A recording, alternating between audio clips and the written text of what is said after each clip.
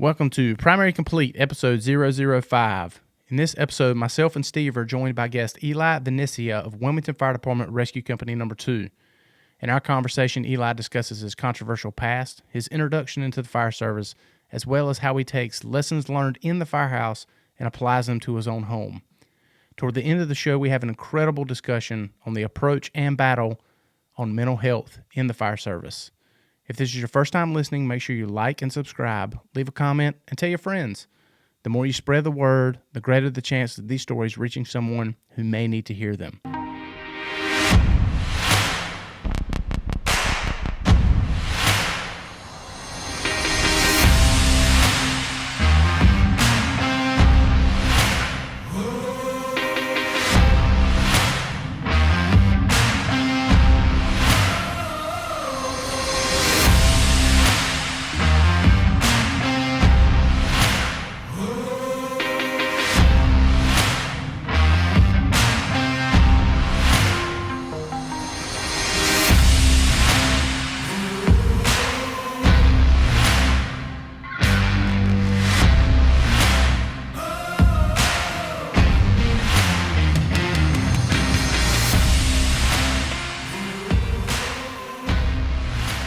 What apparatus did you start with for the city? I have been very fortunate in my career with Wilmington to be at the same house for about 6 years now.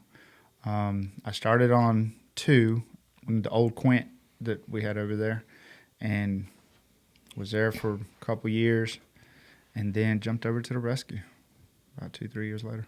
So I've always been there, and like I said, I started on a Quint, and that's it.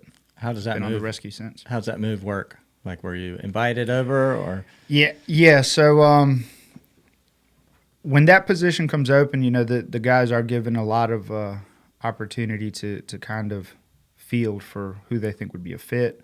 Have you been working towards getting the necessary TR certifications that you're going to need for it and stuff like that? So they have a list, and once you start to see, that writing on the wall that this person's going for promotion, or, they start to see this domino effect. This chief's going to retire, and this captain's going to go up, and this master firefighter's probably going to be picked. And I mean, it's amazing, especially guys that are very in tune with the fire department can almost mentally do that chess game of who's going to go where just because of this, and then they'll start behind the scenes, well, let me go ahead and fill this person out. Let me fill that person out.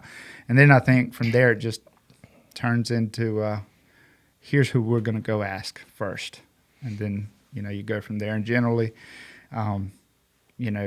with guys like Sal and Captain Lamb and Captain Moon and individuals that are associated, especially at Station 2, others as well, because you can look at Wilmington, just I'm sure like you guys can look in the county and tell that these are squared away guys, no matter where they're at, because the truck does the same thing. Other specific certain engine companies will do the same thing. But when that happens, it's almost when they get asked, they're probably going to go. Because they've already gone to someone who has been working on this to get there or had the desire to potentially be there, and so. They had asked me, hey, are you interested in jumping over? And then, I kind of weighed my options on how things would play out if I did not. And, if I stayed there, will I be able to stay at 2? Will they try to move me? Because at this point, I am the youngest guy here at the station. So, and at some point, they may try to put another rookie here. And right. So, you weigh all these options and then kind of go from there. But, yeah, you're essentially asked if you're interested, and they do their homework and their research on you, and then you yes or no, and no hurt feelings if you say no, but then they go on to that next one. Right. Is that decided by the company officer themselves, or did they have to take that up the chain? That I couldn't tell you. That's beyond my pay grade there. Okay. I just know that they discuss it. They're I'm sure chiefs everywhere have the power to veto whatever they want. But we have some good chiefs. We have, they do listen to us from time to time. So I like to believe that, it is something that they're going to have to get approved. And nothing's written in stone just because they want this guy, that they're going to get this guy. But the fact that they're allowed to look and make that suggestion, I would say, speaks volumes to the fact that they're not doing it for nothing. So if they had no say at all with the chief, then they probably wouldn't even bother going through all that, So I like to think that, they still have to run it by a chief. But they're at least going to listen to it. But I'm glad to hear other people do the quantum physics, because I do the same thing. Like I'll see, like, oh, he's going to retire, and I bet this guy gets that spot, and this one's going to move in. Sure. Yeah. I guess everybody does it. It's it's the big canvas of the chess game. So Mm-hmm. watch all the pieces moving around and try to anticipate. Yeah. It's fun. And I think that can be looked at different ways. Some people look at that and they feel like, oh no, they're trying to just, individuals like that are just trying to get the better people for themselves or be whatever. And I don't really see it that way. I kind of see it more so in the sense that, because everyone does it. Anyone, let me take that back. Anyone that wants to work with good people, anyone that wants to, they know who they can work with and who they can mold and who's going to bring something to the table, and even if they may have little things to still work on. So it's not necessarily that they're getting the best person to just ride the rescue. They're getting the best person to ride the rescue with these group of guys, or to ride truck 1 with these group of guys, or engine 15. You could take a slow station and still have a really good group of guys and make that work. So I think some people don't like it. Some people don't like that, that you look around and do your homework. And I agree 100%. 100% with that. Just because you select somebody or want somebody to be a part of the crew, you're not saying that, I think he's more talented than that person. It's just a fit thing. Exactly. It's a personality fit. Sure. Yeah. I wish everybody thought of it like that. Yeah. Sure. But that's how I think about it. So I like to believe that I agree with you. Bring something to the table. And they've taught me a lot. So that works. That's good. What year did you get into the fire service? I got into your fire service. I like that. And let's see, 2014, October 2014. Cool. Yep. I started, wasn't expecting it at all. I applied. This will probably be one that you edit out, but I applied very last minute. So just a little bit of background as far as the fire service, I had none, absolutely none. First generation. Yep, first generation. Cool. I had managed to hear about it through Captain McDowell. I don't know if you're familiar with him, but I heard about the position, because I knew him through some friends over in Duplin County, and we were all at dinner one night, and he had mentioned they were hiring. At the time, I was actually going to school to get a teaching assistant's degree so that I could finish up and become a full teacher. And so the school that I had already been working for, my kids' school, they're like, look, you get this degree, we'll hire you on as a TA. We'll make sure that we're working with your schedule so you can become a teacher, and we'll go from there. So I was like, yeah, that sounds good to me. I still get to spend time with my kids, still get to go from subbing and bus driving to being here full time. And so I was like, yeah, let's do this. Well, I get my degree in 2014 to be a TA, and the position that they had promised me, they found some loophole to not give it to me. And we're like, look, we want you here. Don't get us wrong. We really do. But we're just not sure that you'd be a fit as a TA. So I was like, oh, okay, well, do I have a job? Do I not have a job? Yeah. What's going on here? So no, we're going to keep you. But here's how it was a lot of politics as far as the school system is involved and how they wanted to play it. And I was just like, yeah, this isn't going to work for me. I'll keep bus driving and subbing, because it lets me be on my kid's schedule. My wife was working full-time at social services at the time, and, it worked for us. So I was like, but I'm just going to go to school and finish a teaching degree and be a teacher, and I'll go somewhere else. Well, I had applied last minute. It was the cutoff date. I had spoken to Cap McDowell maybe, I don't know, a week or so before the cutoff date, and then we had a trip planned to Jamaica and this and the other. And so so I get back, and I had already gotten some of the stuff together, and my wife's like, are you going to apply for the fire department or what? And I was like, yeah, I don't think, I have no, so what am I going to go do? They're not going to hire me. They're not going to, I just got essentially, I'm trying to get the teaching thing, and so I was just like, all right, well, why not? And so I decided to apply for it. 11:55, I'm hitting submit on all my stuff last minute and going over it and all that stuff, and then a little bit later, 2 weeks later, you get the call to come do the tests, and felt like forever, a month. Now we moved on to this portion, and every time I was just like, hey, what? They're still calling. Okay, all right, that's cool. But yeah, never expected to get it. Went out there to the strength agility. It's intimidating, I think, period.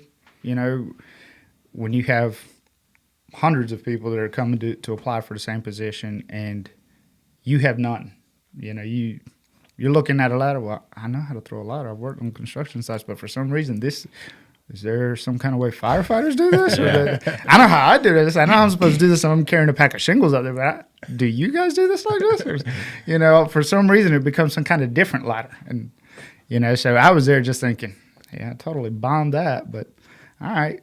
And just kept going, and the call kept coming back. And then I went into the formal interview with the principal, and that's where she dropped that bomb on me that, hey, we want to keep you as a bus driver and a substitute, but we're not going to hire you as TA. And I was like, all right.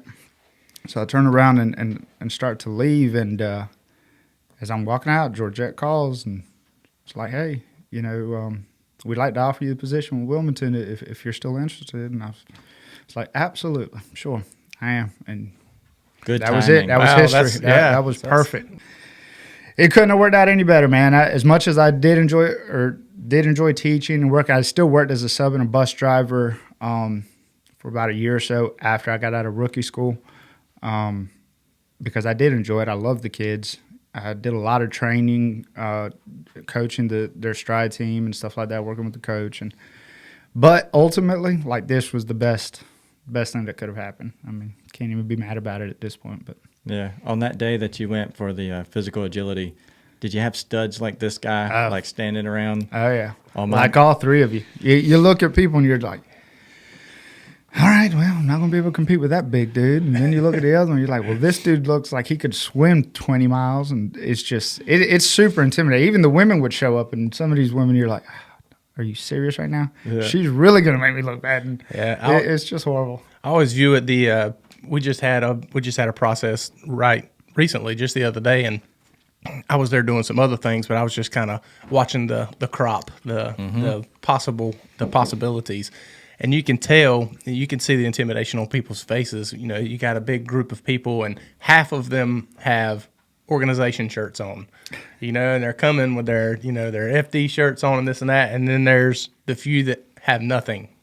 Yeah, it's I get what you're saying. I can imagine when you went into yours, there was this fire department, this fire department, this fire department, this fire department. And here's Eli with his white shirt on with nothing on it. Yeah. Absolutely. Sure. And then I guess the other, fortunately they tell you wear sneakers or wear this or do this. And of course I'm one of those people that since I was young, you're instilled you're supposed to be your best. So, when you show up and I get on to my kids and harp to my kids and my wife about this, you never know who you're going to meet, who you're going to talk to. So don't ever leave the house looking like garbage. Yeah. Right. And so I'm still trying to go out there all buttoned up and got a T-shirt on underneath and stuff. And then I see these guys get there, and it's, man, this guy's getting out his car in bunker gear. This guy still has his helmet on. There's no way I'm going to compete here. So yeah, it is very, very intimidating, because I think too, I also came in with the mindset that, to me, there was no differentiation between a volunteer and a paid firefighter. You just see a firefighter. Most people, that is what they just see a firefighter. They don't really differentiate. And when you go for that application process or that, strength and agility test or whatever, you're just looking at a bunch of firefighters or potential firefighters that have some sort of experience somewhere, and they're already up on you. So it was intimidating.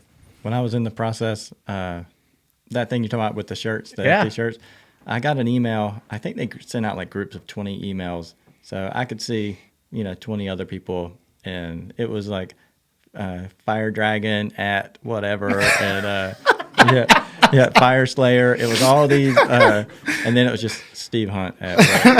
Yeah. And I was like, I'm so out of my league. I'm never.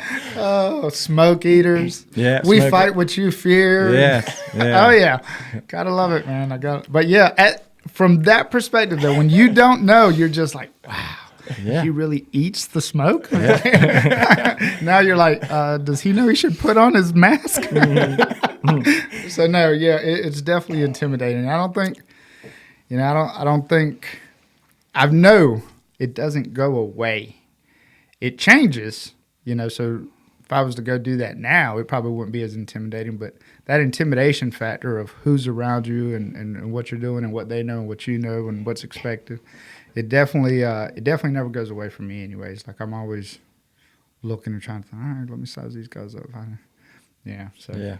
I told the boys the other day, they were on the way out to our new process. And I was like, hey, in that group, there's probably going to be several that later are like your best friend. Like treat that group that's coming to apply like you might be shoulder to shoulder with and love that person. Absolutely. Yeah. Absolutely. I think one of the biggest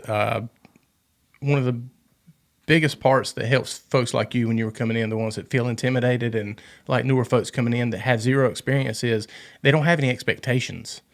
They don't have, they don't feel like this is the next step for them or this is the next, they're supposed to go from volunteer to paid. That's just the path that there is. So in a way, they almost perform much better than those who come in with, previous expectations of this kind of path is set out for me and this is the way I am. So I think it actually gives you a kind of a leg up on it when you just don't have any expectations. I'm not going to say you don't have anything to lose, but you almost have that same kind of mindset. Well, I wasn't doing this before, so the worst case scenario is I go back to not doing this before. Yeah. So Absolutely. I think it kind of gives them a leg up. It's definitely, you can see a difference in their faces. You can see a lot of difference in, it seems like the folks who don't have any connections to the fire service at all are a lot more. They were the ones that told me good morning. They were the ones that spoke to me. The guys in the other shirts and all that kind of stuff, it was like you said, they were sizing me up. They were watching me get out of my truck. Yeah. They were watching what I was doing, and I can't help but think they were looking at it to be, to kind of feel me out. Versus, the new guys are like, oh, cool. This guy's got the job that I'm going for. I should probably say something to him or say hey or something like that. So I almost think it gives the guys with no experience a leg up over the folks that have prior expectations. I definitely think you're right with that. And this goes back to seeing the smoke and missing the garage door. Is unfortunately, you go in there, some of those guys, and they're looking at it as you said. This is the next progressive step for me is to be paid to do this full time.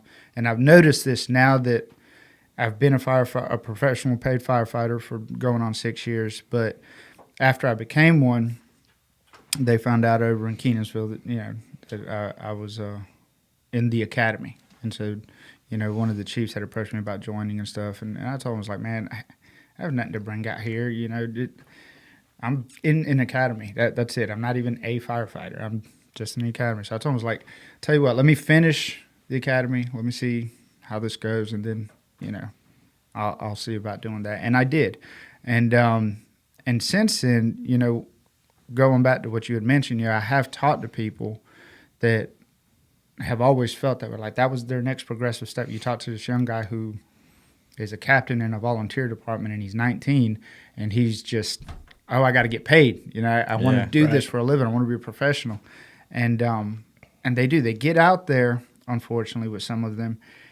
And it is that they're so focused on the smoke of, let me show you what I know firefighting related, that they forget the basic good morning or the hello, because they're so focused on the fire aspect of it and proving what they know and what they have to show. And so I definitely think that was a leg up for me because, truth be told, 6 years in, if I was to go do it now, I'd probably be more inclined to do the same thing, the nerves of it all, to try to show you what I know instead of just be like, hey, man, good morning, how you doing? I appreciate you got those little things.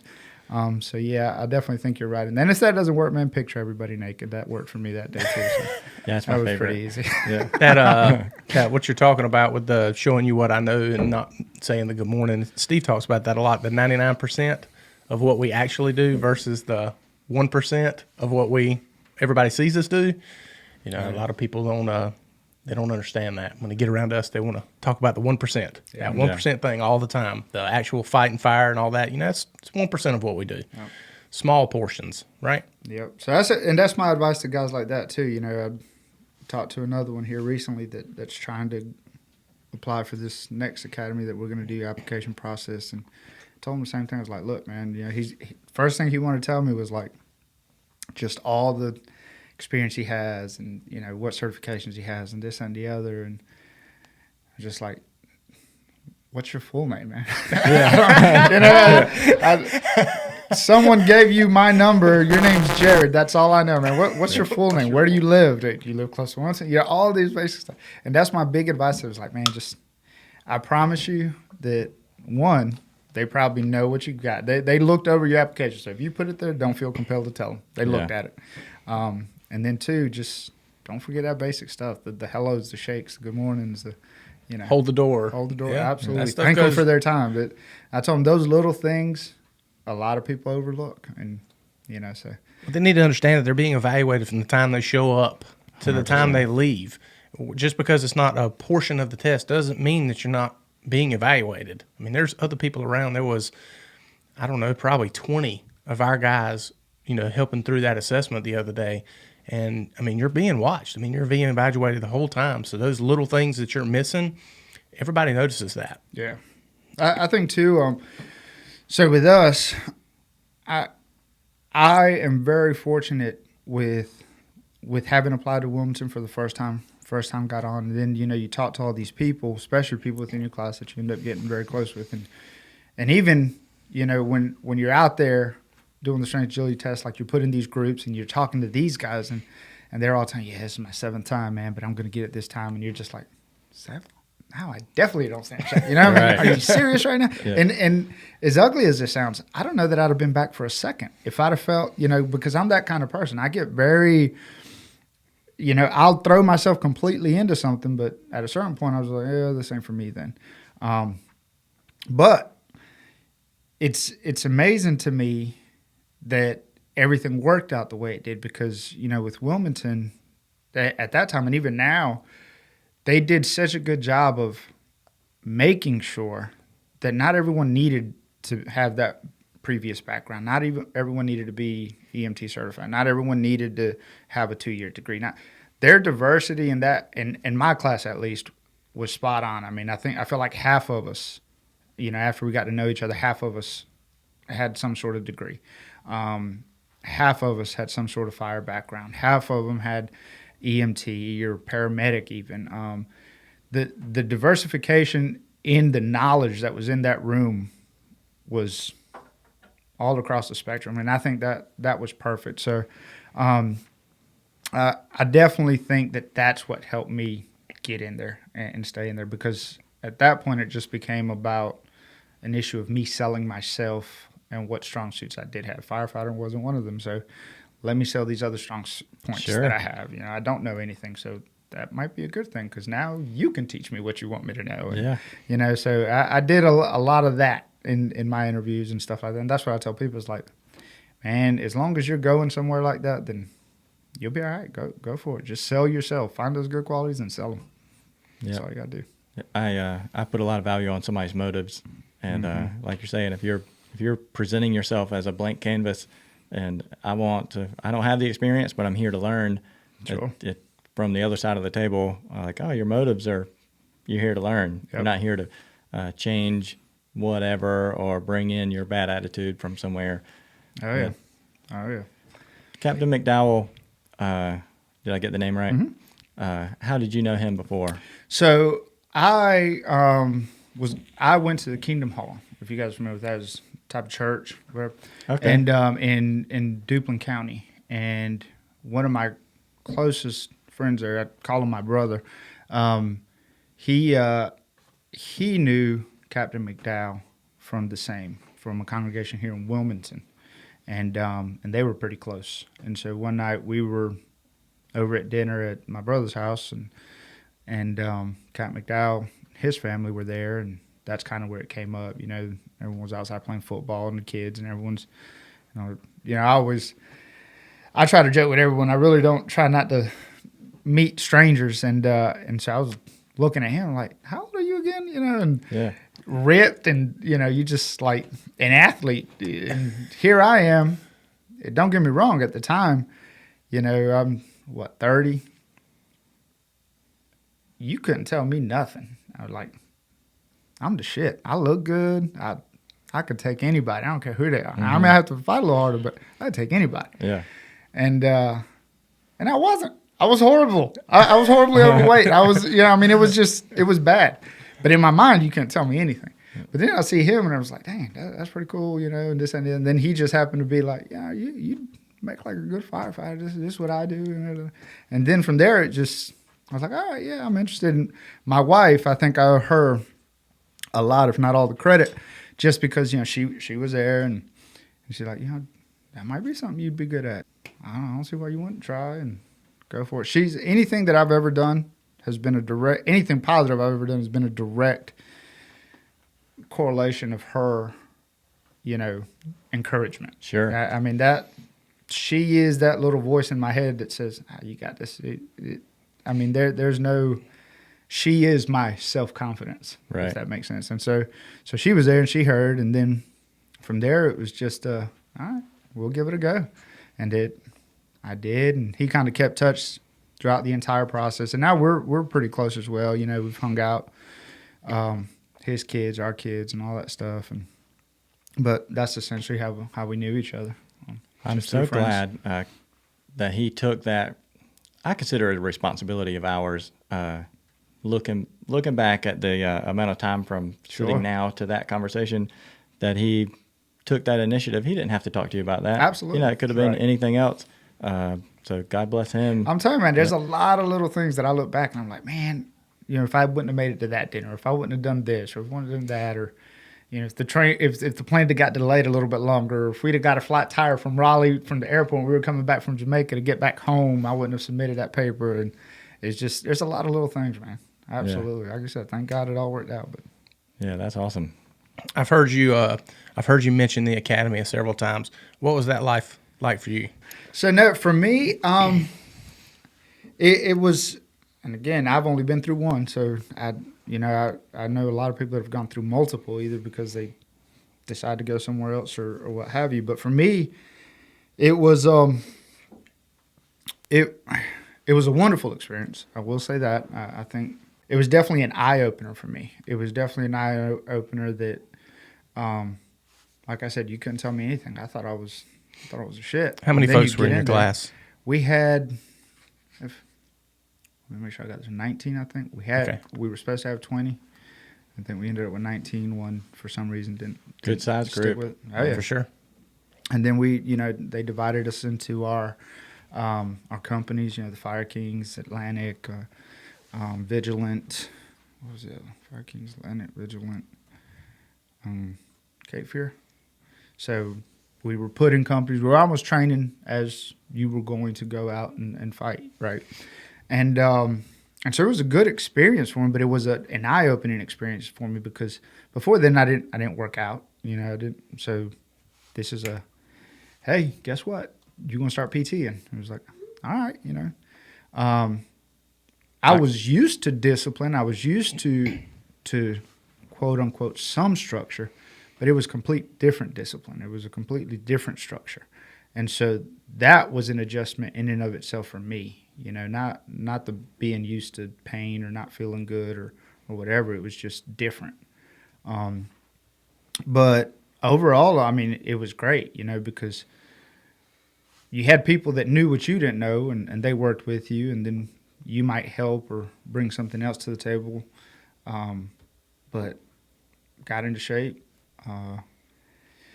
Learned a lot. I will say that. Learned a lot, both about the profession and just about people in general. You know, how people can be different.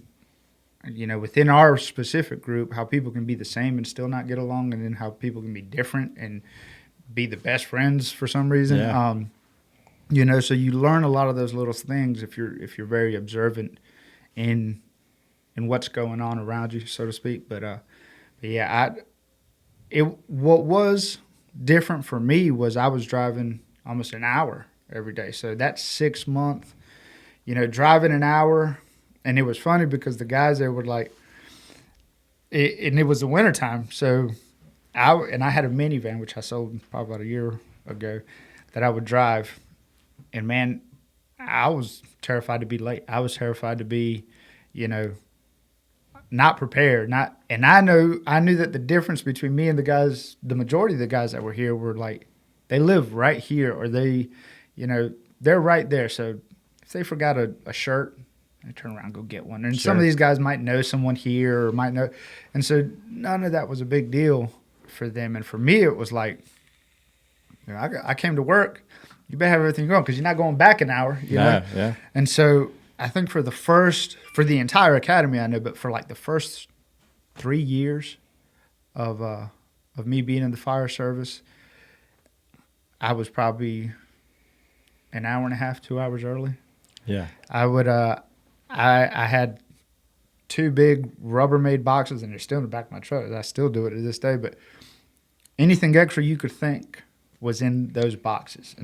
A whole extra Class B uniform, a whole extra shoes, a whole extra pair of boots, a towel. I had pillows. I had everything in there. Yeah. And I'd get there 2 hours early, and I'd take a nap for an hour until, people started to show up. And then we always made it a practice to try to get there at 7 so we could PT at 7:30. And so they'd roll up sometimes and catch me in their sleep and parked on the street like I was kind of van.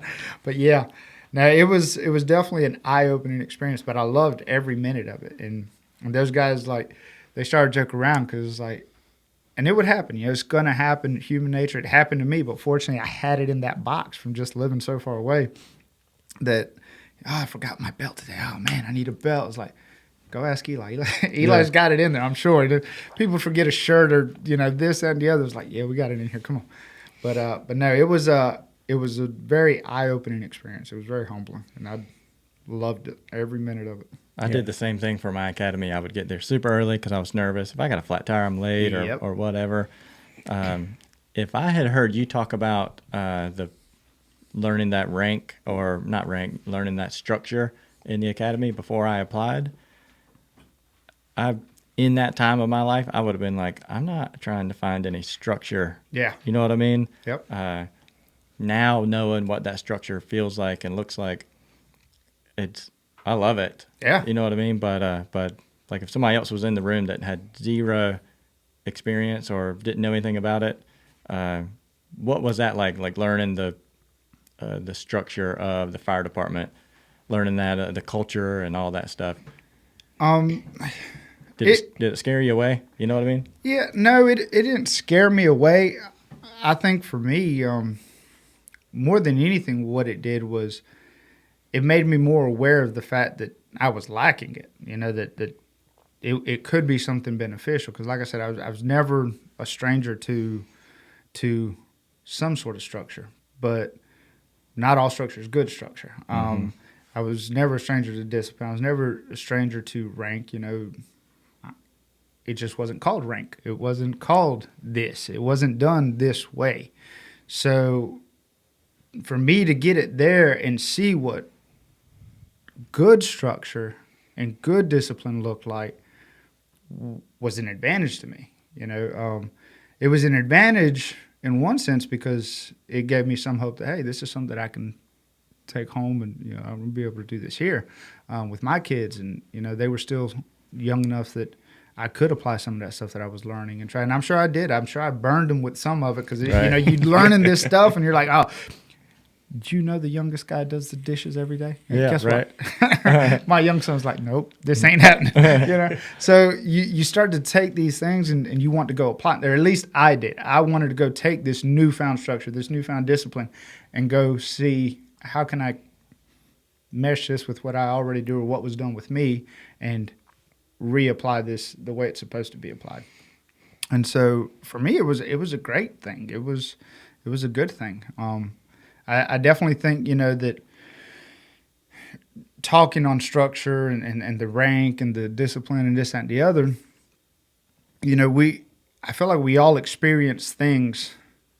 You're a captain with the fire department, right? not a chief yet. Hopefully one day. You go home, you're the chief. You're running that, or maybe your wife's the chief and you're still a captain. In my case, so Right.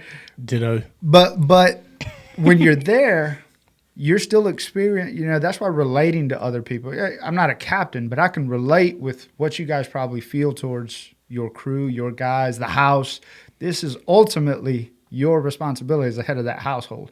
And so there was a lot when I was looking at that structure and that discipline that I'm thinking, well, I've never been a captain. I've never even been in the fire service, but I can relate to what he's talking about as a captain up here teaching me about fire tactics and behavior and, company operations. I can relate the stress that he's probably going through because I go home and I'm trying to teach my kids this, that, and the other and trying to keep this house from falling apart So for me, it was good. It was stuff that I knew that I was going to be able to apply outside the fire service just as much as in the fire service. So I never bucked pretty much any of it. I sat there and, hey, feed it to me. I'll eat it. Yeah. How old did you say you were when you started? When I started, I was 30. 30. Okay. Same. It makes a big. It's it's interesting your self-awareness level and your ability to take the information that you're seeing and your environment that you're seeing and being able to reapply it to how it fits into your life. I believe is something that only comes with time and age. Sure. Wisdom is something that we don't learn in books. It only comes with time in life. So I think you're maybe later to the fire service life, maybe you're latter in age to it, was a really, really big plus for you. I definitely refreshing think so. to hear you. It's refreshing. refreshing. It probably would not have been as good early on. I will say that. The mindset, the things you see, because I agree, time and age play a factor. But I know a lot of people that are my age They don't get it. that just are never going to get it. They don't get it.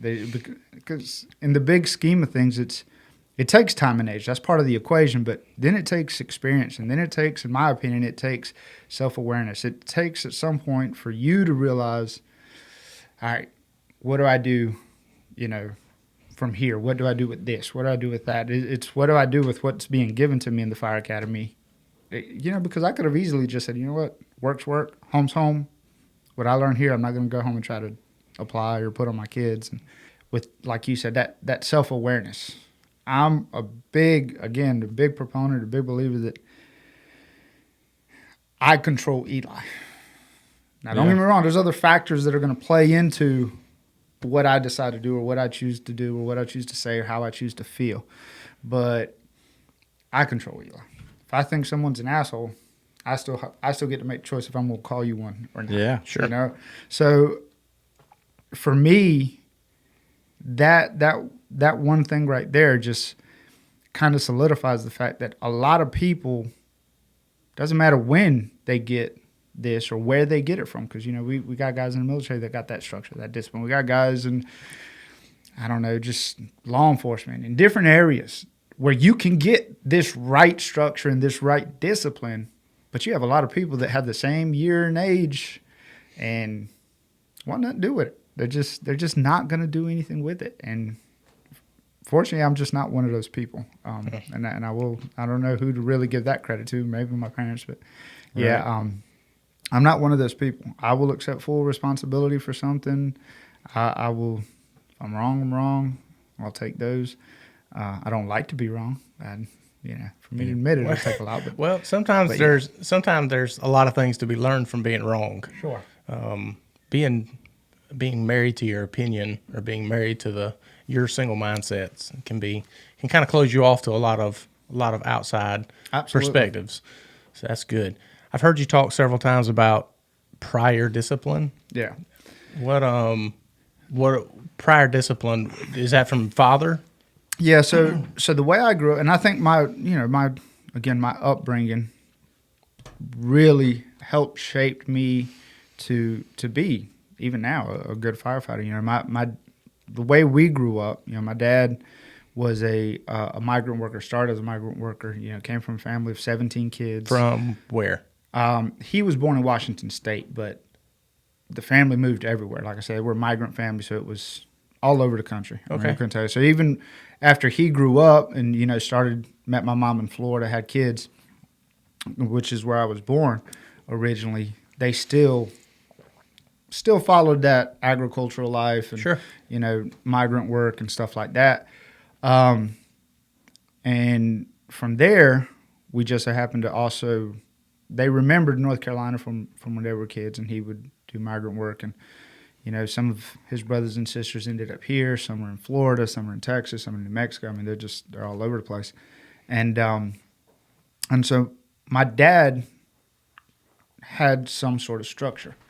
His structure was very sporadic living. That was his structure. It's very dysfunctional structure. It was not a good structure or well-founded structure, but it was a structure nonetheless. So he was not. His structure was to travel where it was 80 degrees. Yeah. And of course, with that, it's like it's alcohol, domestic violence, whatever you could think of. That's what we lived with. That's what we grew up with. That's what he grew up with, and it was just this same road of, this is what we pass on to our kids. And I definitely think that he did a great job of trying to make it just a little bit better, do just a little bit better than his dad did, but he did it with what he knew how to do it, and that was unfortunately discipline, and it was not well balanced discipline, as I would come to appreciate today. And so there was a lot of violence, there was a lot of mental abuse, a lot of just instability. Again, it's a structure, but it's not a stable structure. So, it was nothing for us growing up to be like, we're supposed to be in school today, and my dad would wake up, come in from partying at the bars all night, doing God knows what, and then be like, and I say bars, it wasn't even bars, it was like behind my Uncle Hector's house, because that's just how they drank. It wasn't they drank in bars or anything. And like, all right, we're going to Florida. Wake up. I'm supposed to be in school in 20 minutes. So now we're going to Florida. And we'd end up in Florida for 2 weeks. And then sometimes we're like, all right, me and your mom are going back to North Carolina. You guys are staying here in Florida with your grandma. Wow. It's like, or with your uncle, or with your aunt. And it's like, all right. And that was when still, are you coming back? I don't know. That was still following agriculture? No, that was following like, I don't know, man. At that point, it was still, you didn't ask adults their questions or their reason. You just did what you were told. And that kind of works into the fire service. You do what you're told. Sometimes it's best just not to ask the question. So I don't know, man. I know with some of it, again, my dad at the time was a rough person. He hung out with rough people. And when I say rough people, I don't mean like, oh, the guy that'll smack in your mouth for saying something. I mean, he hung out with killers and drug dealers, and this is what he was into a little bit. He was still a very good and disciplined, and he was not. A lot of people wanted to think, oh, you're a drug dealer, this Pablo Escobar. It was never that heavy, that crazy. And even for myself, growing up in it and getting a little bit into that, I was never, full on keys and keys of coke or this and the other. But, you do it because this is what this is your life. It almost becomes just a let's make ends meet kind of thing. And I think that's what it was for my dad. For my dad, it was like, this is who I hang out with. They're into it. This does give me a little bit more money to help out over here. And normal. So, if his friends, some of it was just his friends. Hey, we need you to come with us to go over here. You need to leave your kids. And he would do it. No questions asked. He was definitely one of the most loyal people that you'd ever find, and one of the most generous. But unfortunately, that applied more to other people than it did his family. And so that kind of backfired with us when I say discipline, because he was a very, I was not in the military, but I'm gonna tell you what, just hearing those guys talk, like I feel like I could handle the military, because the way he raised us was just, it was brutal sometimes. Very paramilitary. Oh yeah, I got you. Very brutal sometimes. So, I got you. So that's kind of what I mean in the discipline. It's physical discipline. It's not a big thing to me. Mental discipline, that's something else. That's something that I've always had to work on, just because, you didn't get it the way you were supposed to get it. Sure. So, do you have a relationship with him now?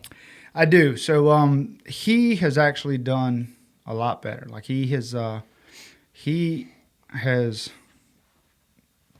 essentially, he has turned his life around for the most part. I think one of the things that still plagues him is how tough he was back then, how, even he can see the error of his ways. I think a big factor that played into him and the decisions he made and the things he did with us and raising us and, how he was to my mom and stuff like that was, it still plagues him to this day. And we come from a culture, and not necessarily ethnicity-wise. I think this is true. Just culture in general has so much more than just like race and just where you're from. But it's the agricultural life in itself can be considered a culture. Sure. Duplin County has its own sort of ethos and culture out there. Sure. So I get it. The kind of culture that we grew up in, and I'm sure again did have some aspect to do with like race and location where you grew up. But it was a very machismo, tough culture. So you didn't talk about your problems. You didn't talk, you didn't, if you were crying, it was in the shower or drunk. You didn't. Mm-hmm. And so that's the kind of guy he was. And even to this day, he still is. But in that, looking back, and me being the person that I am today, I can look back and say, man, this dude had some mental issues. That's why I like the mental illness and all that stuff. Sure. It's a big thing for me. This dude has mental issues, mental instability that he's just not going to fix. He was trying to fix them with alcohol. He was trying to fix them with drugs. He was trying to fix them with the mood swings and the beating the kids and beating the wife and all this other stuff. And then because he was quit, I'll come back and apologize and that. But that was how he got it out, And so for me, him doing all that helped me to realize now that he was doing the best he could, because I also knew his past. I also knew my grandfather to an extent and how he lived, and my grandmother, his mother, and the siblings. And I look at everything he went through, and I'm just thinking, what more could have I expected from him? Right. And then that's where I go back, default to the time and the age. As a kid, I definitely did not like it. As a kid, it's horrible to think, but, you wish your parents don't come home. You wish, that they just leave you alone. And so with him, later on, as I try to do better, try to be around, you get with guys like this, the guy that I call my brother, you start to see, as you get older, you start to see what stability and structure and discipline is really supposed to look like. And if you have the self-awareness to understand and admit that you don't have that, you've never had that, then you're in a unique opportunity to accept it and apply it if you want to.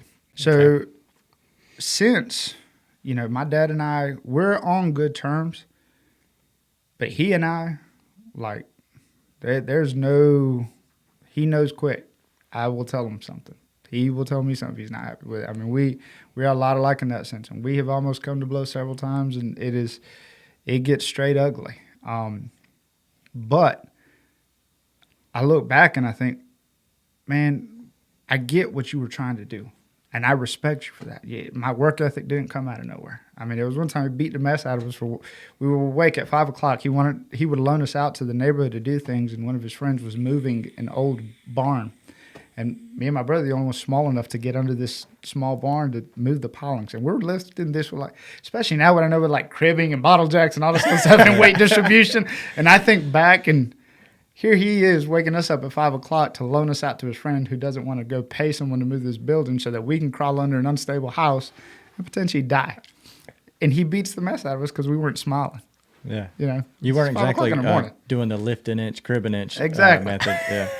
So, but I think back, and now I think, that stuck with me. Even if I'm doing something I'm not happy to be doing it, I'm going to try to smile. I'm going to try to, I get what he was doing now. You were going about it all wrong as far as teaching us the work ethic, teaching us the reliability, teaching us to be generous, one time he took my shoes to give them to a homeless man. It was my only pair of shoes. Yeah. He don't buy me shoes all the time, so I'm like, just very disappointed. But looking back now and seeing what real structure, real discipline, real, generosity looks like, I can see that that's what he was trying to do, but he didn't know how to do it. Sure. And so I hold no ill will against it. Couple that with the fact that, again, the mental illness, and he has in the past, like medication, all that stuff, and tried to help fix that, and it'll work for a while, and he still has his days. But unfortunately, so do I. I look at it now, especially after having kids, and I study my dad a lot, and even though I wouldn't say we're the closest to people, we're really not. But I study them, and I love to study people. I love to look at people and say, well, what do I like about this guy? What do I like about that guy? And if I can, then I'll take that and I'll use it. I do it with the guys at the station, but I also look at what I don't like, and I'll try to fix that or see, do I do this? And unfortunately, with my dad, I look at him and I can tell you the things I don't like, and then I'll see him in me, and it is a punch into the face. Sure. And as you're trying to fix them, with your own kids, and then unfortunately, I'm in the unique position of being in the middle. So then I look at my kids and I think, man, that dude loves to talk just like me. My youngest son, he loves to talk just like me. The other one loves to joke around the way I do. But then you start to look at the bad qualities that they get. And not necessarily bad in that, they're bad kids or anything like that, but in that one's going to be a problem. He definitely got that one for me, I got one son that I love him, big monster dude. 6'3", 6'4" now. I don't even know anymore. I stopped counting after 6 foot.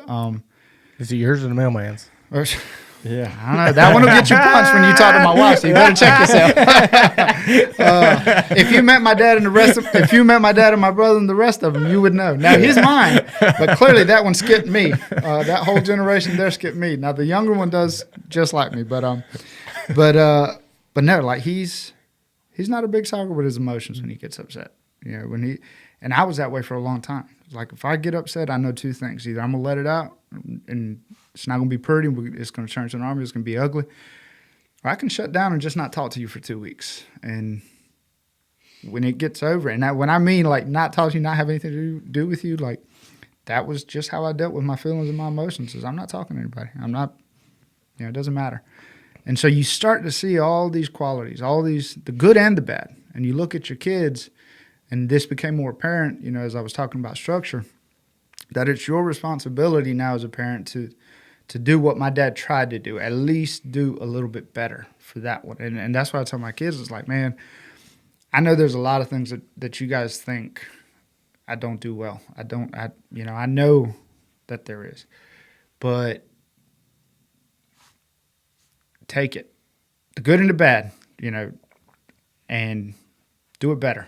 Do it better, because I look back and I'll tell them, I'm not sitting here trying to like toot my own horn or whatever, but I'll tell them, it's like, man, I've brought you guys a long way from where I was at. Mm-hmm. A long way. Like my grandfather did a little bit better. My dad tried to do a little bit better. And I feel like I did a lot better for you guys. And I'm really hoping that this does not cause you to digress instead of moving forward, or worse, that you just stay stagnant and, this is good enough. I'm just going to stay in mom and dad's basement forever. Nah. Go. Do better. Be better than I was. Do it sooner than I did it, so hopefully they get that. But I guess the question, I have no ill will towards my dad. I love the man to death. I get what he was trying to do. Not everyone feels that way with their parents, especially when they've had very rough and traumatic experiences. I have siblings. For the most part, we all still talk and communicate and all love them. But yeah, there's still a lot of, if you were to sit everyone in there and give them all some Jameson and hear some stories. Oh yeah, that's going to end one or two ways there. So yeah, I got you. Yeah, I think it's a very famous quote that says that our kids are a direct reflection of us. And unfortunately, that comes the bad side as well. Mm-hmm. Yeah, my son's 6, and the way he acts, I'm like, why? And then I have to stop, and I'm like, because that's the same way I act. Oh, yeah. That's the same way I do it. So yeah, it's now my daughter, she's all my wife for sure, all my wife. So yeah, nice. Good for you again with that self-awareness, man. That speaks volumes for sure. How old were you when you started the I'm gonna control Eli? Young. I was as soon as I was old enough to recognize that our home is dysfunctional in the way it is, the beatings, the yelling, the drinking, the drugs, and I wanted to be in control of Eli. Mm-hmm. I wanted to, which is very apparent in my life looking back, I feel like, because I had a kid at 15. I kicked out of school, at 16. I was selling drugs by then, had my first tattoo at 15. I was at that point where most people would say, he was a rebellious kid. I didn't feel like I was a rebellious kid. I felt like I was an in control kid. I'm already working at a hog house, I don't know how many hours a week, making money, have a kid on the way, have tattoos, sell drugs when I can. If I can get them to sell, I'll sell them. I felt like that was me telling myself, hey, my dad wanted to control us, wanted to give us that direction, but he couldn't. He didn't know how, again. Mm-hmm. And for me, I knew right then, it's like, I don't want to be here. I don't want him or anyone else.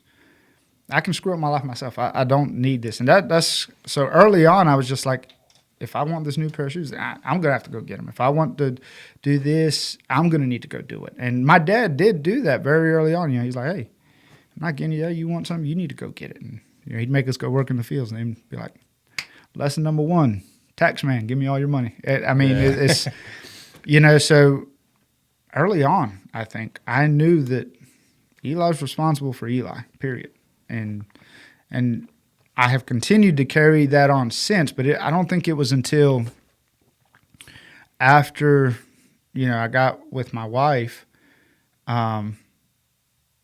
when I turned 19 that it slowly started to become more of a positive thing. Mm-hmm. Because she had the patience, and she had the I don't know, enough understanding, and she had enough, I don't know what you want to call it, but just determination to look at me and say, hey, you're wrong. This is not normal. This is not how, a parent and a child interact, even if you are 19. This is not, there was just a lot that she could look at and say, yeah, this isn't normal. This is how it kind of should be, but I'm not judging you for it, I'm not whatever. And she was very tactful in that. And so at that point is when I started to say, all right, well, I would never admit it at first. I would always be like, no, that's stupid. I'm going to do this, I'm going to do that, and still do my thing. And then slowly it returns to, oh, maybe she's right. That's and so normal. then, They're normally right. And so then you do it, and you just kind of don't tell them you're doing it.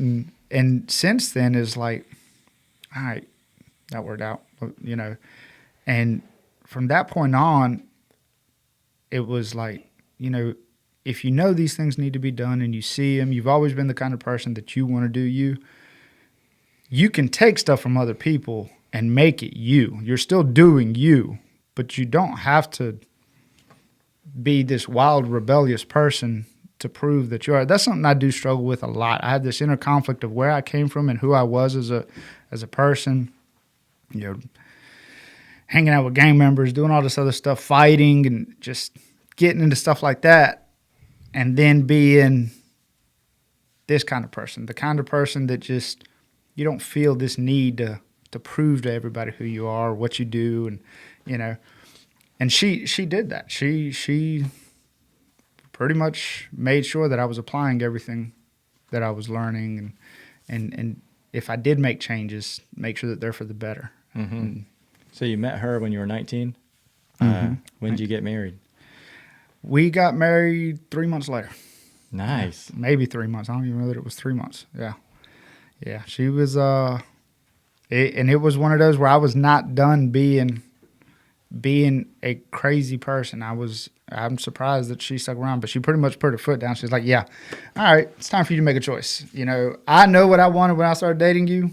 So where's this going? If this is going nowhere, then I'm out. And, I had my daughter, and I think one of the biggest things that really made me fall in love with her was I felt like she was there for my daughter more than she was for me. So, Right. And I knew, again, one thing that I always wanted was a good parent, a good, and so for me, that was like hey, if she's willing to tolerate all the crap that I've already put her through in a short 3 months, then yeah, you probably better marry her. And we did. We got married, went down to Myrtle Beach, and just did the whole courthouse thing. Came back. It's like, hey, yeah, we're married. Good for you. And that was it. Yeah, that was it. Good for you. Yeah. Was that no big change can happen overnight? But was it kind of that way, or did it still take some? Okay. No. It probably got worse. I think, and even she'll tell you, I think because again, at that time, I was still in control of Eli, but what Eli was doing was not good stuff.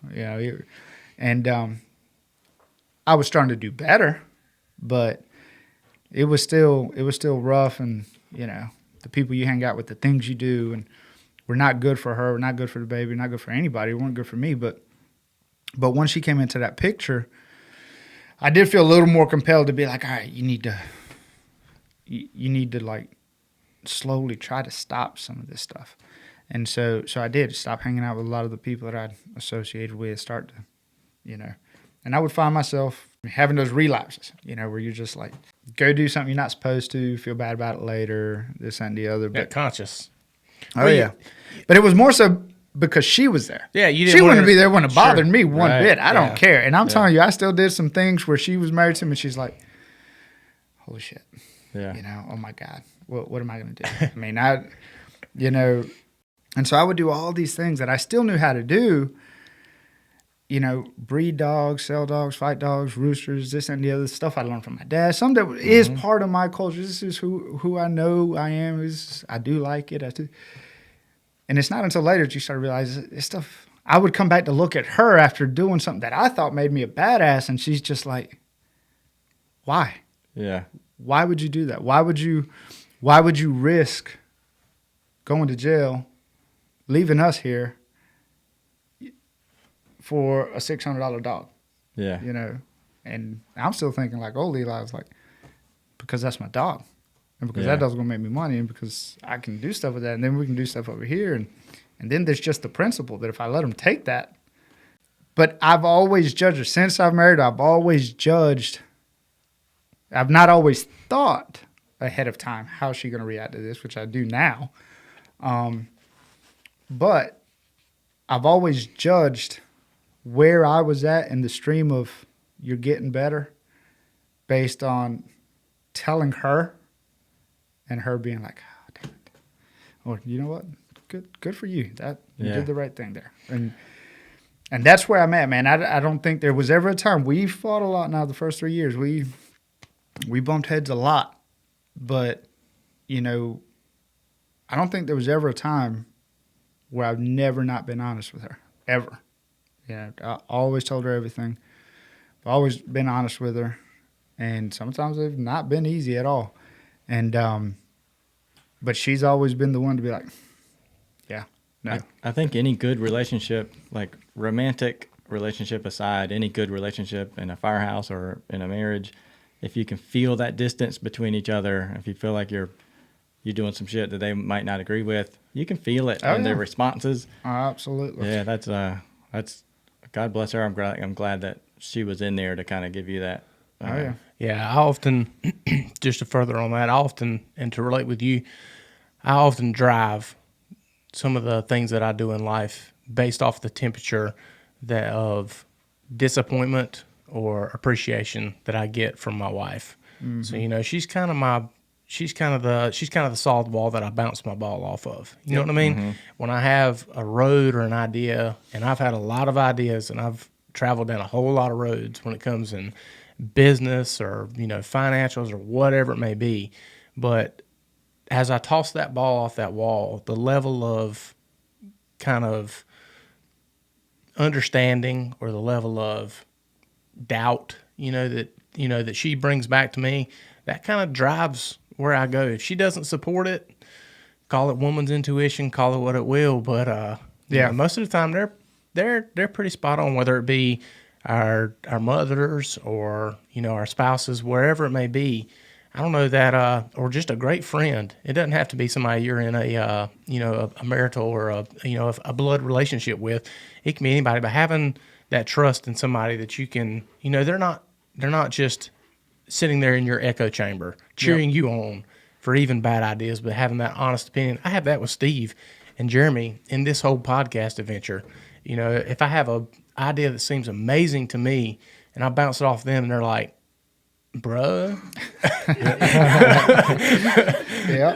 let me tell you, I think you're traveling down the wrong path here. I don't get offensive about that. It's and that's awesome that your wife. My wife is that for me when it comes to things going on, and I'm grateful that your wife is that for you. That's awesome. Y'all are obviously a match made for sure. Absolutely. Yeah, we have absolutely nothing in common other than kids. But yeah, she does balance. She does balance me out. She is my equilibrium. She's everything I didn't get the way I was supposed to get as a kid. She really is. Now, that being said, again, don't be misled.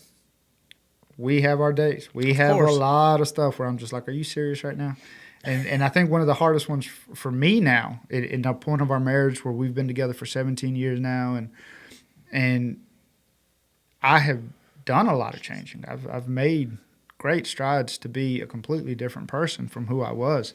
And I think at first when she got with me, she did not really fully appreciate or maybe believe that who I was who I was until, maybe been married a year, and then she's like, holy shit, you really did have your house raided like 4 times? You really did? It's just like, yeah, this is normal for us. This is how we grow up. This is cops, search warrants. That was our norm. Yeah. Shit's going south here. All right, we're going somewhere else. That was our norm. And I think the dysfunction started to become very apparent that it was not, this is real dysfunction. And I think she finally saw that. And instead of running, fortunately, she does what I guess women like to do, fix men, right? So so that's what she started. So that's what she started working on. And like I said, it's still a process. 17 years later, we're still finding other things now, changing dynamics, becoming grandparents, and all this other stuff that you're just, now you got to deal with this. Now you got to figure this out. And sometimes I get a little frustrated, just simply because I feel like, look, if I don't change anything else about me, I feel like I'm good, And, women, I love her, and this is why I love her, so I really shouldn't complain. But I'm like, all right, so what do I fix today? Yeah. So we deal with that. But, man, what we deal with, I still think pales in comparison to what a lot of couples that don't need to be together deal with. And, I'm eternally grateful for that woman, because I'm telling you that what I have, the good things in my life, the strides that I've made, the degrees that never would have even attempted them would have not been for her. I'd have stuck to my comfort zone of doing things I shouldn't be doing and hanging with people I shouldn't be hanging with, and it would not be well. If you'd have told me I could have ever been a firefighter, I never believed it. Just never believed it. Or even just a good upstanding citizen. I just wouldn't have believed it. That's awesome. God bless her. Thinking about your, you met your wife at 19, and then like we talked about, change doesn't happen overnight. Sure. We both got into the fire service about the same time. When I was 19, 20, 21, my world was completely different. When I was 21, I was driving a race car, doing circle track, and I was doing tree work and cleaning boat bottoms. Like, I was doing stuff not even close. Yeah. What were you doing at 21 years old? At 21 years old, I had already been married for 2 years, having kids. I had my other 2 kids at that time. I think I was installing garage doors for Crawford Door Systems here in Wilmington at that time. I was still at that time, I was doing better. I was getting better. trying to be a little more productive, trying to be, and even that job came from a guy that, I started off by selling one of my dogs to that, it's into that kind of thing. And so slowly I was starting to get those opportunities to, like you said, gradually make things better. Mm-hmm. And so, like, he worked with Crawford Door Systems. He's like, hey, you're not a big guy, but you could do this, if you're interested. And so I ended up also doing the garage doors thing and doing my other stuff on the side. But yeah, I think the difference for me was at that time I already had, a 3-year-old. I already had 2 kids. I already been married for 2 years. Had a little house, little trailer, little car. On the outside, I think I was relatively in a good place, personally speaking. Yeah. But I think before that is when it was a lot more chaotic. But I was slowly getting better. And I was cutting off those ties at 21. That's probably around that age, again, when I married her, 19, 20, 21, is when, you start to see this diverging path of, all right, this is where you're headed if you don't quit this, and this is where you could potentially go. And so around that time is when we started to see that. How about the younger, like that 16, 17, 18? Did you have any of those, like, man, this isn't long-term, or? No, 16, 17, man, even when I remember being in middle school, being asked, we had to do this assignment. I don't even know if it was in middle school. It might have been like 5th grade or something. But young Eli had the expectation that there's not going to be an old Eli. We were asked one time, like, what we wanted to be. We grow up. And I can remember to this day, kids saying, firefighter, police officer, this and that. I wanted to be a drug lord, is what I said. That was my ambition in life. Yeah. And another time we were asked, what would you do? And this is where I think Eli wanted to be a little more productive. Wanted to be like a good bad guy per se. But I was taking an architect class, and we discussed like things you would want to do or want to be, and then what kind of building you would construct for this. And Eli draws up a strip club, Yeah. with a dance floor up top, and it's like, well, a strip club? It's like, come on, man, it's like 7th grade architect shop class, and you're drawing a strip club. It's like, yeah, but it's not just a strip club, There's a dance floor up top, so there's a strip club. They come in. A guy can come in with his girlfriend. They can dance up top. Next thing you know, they're in the strip club. Yeah. Yeah. Boom. It sounds genius. Yeah. So I was trying to correct myself even then as a young kid, but a young Eli. Man, I can honestly 100% say young Eli never thought there was ever going to be an Eli that needed to plan a retirement, that needed to plan something to leave his kids, and just. It never even crossed my mind. They never knew that was something that I was supposed to think about. It just did not expect it. I've seen my dad's friends and countless friends that the expectation was you're either going to end up in prison, you're going to end up dead. This just isn't something you're going to have to worry about. It just wasn't. Yeah. So you're 21. You got the Crawford door job. How long did that last? That actually lasted a while. I really did enjoy it, enjoyed doing it.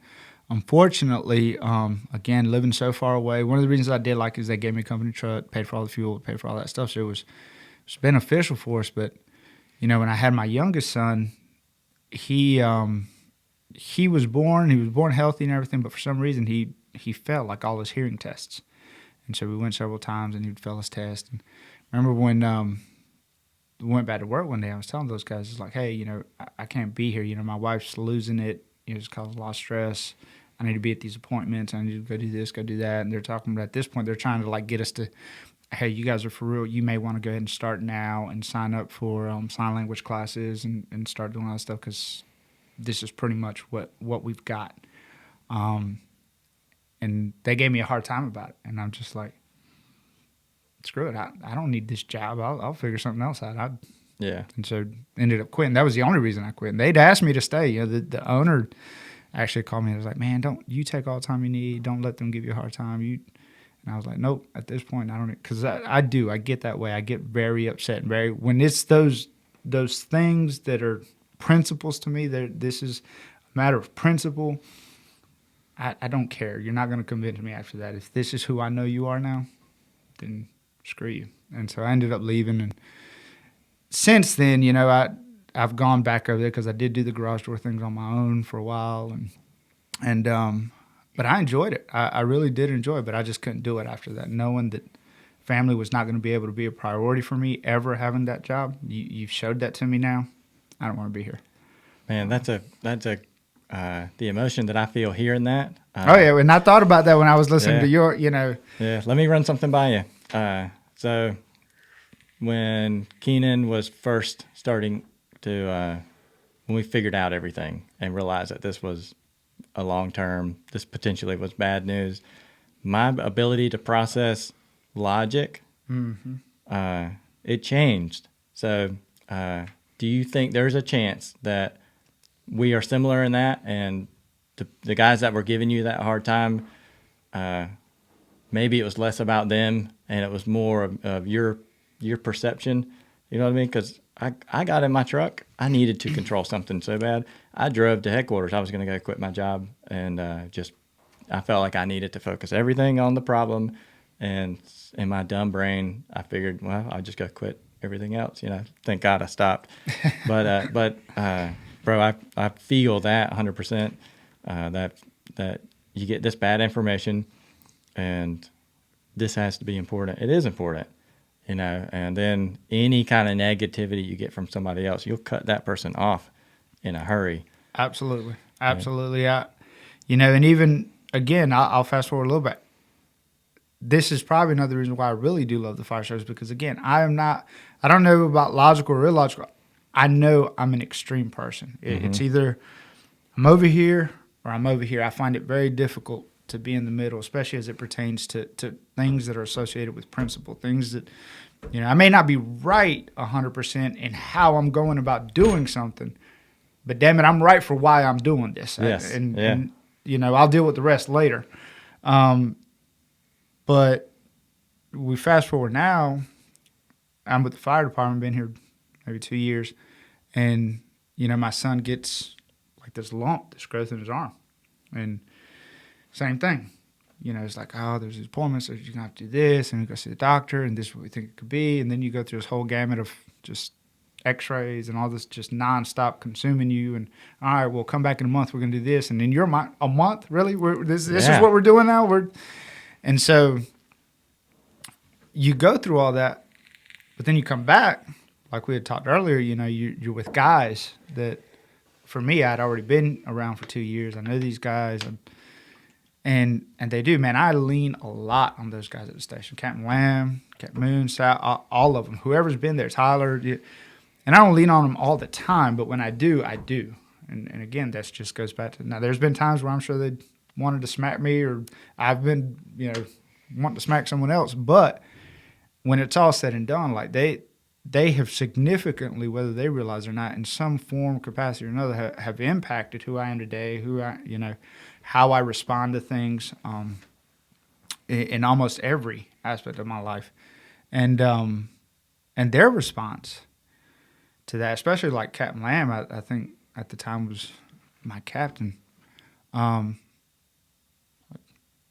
What do you need? Yeah, you go home. Do you need us to come do anything?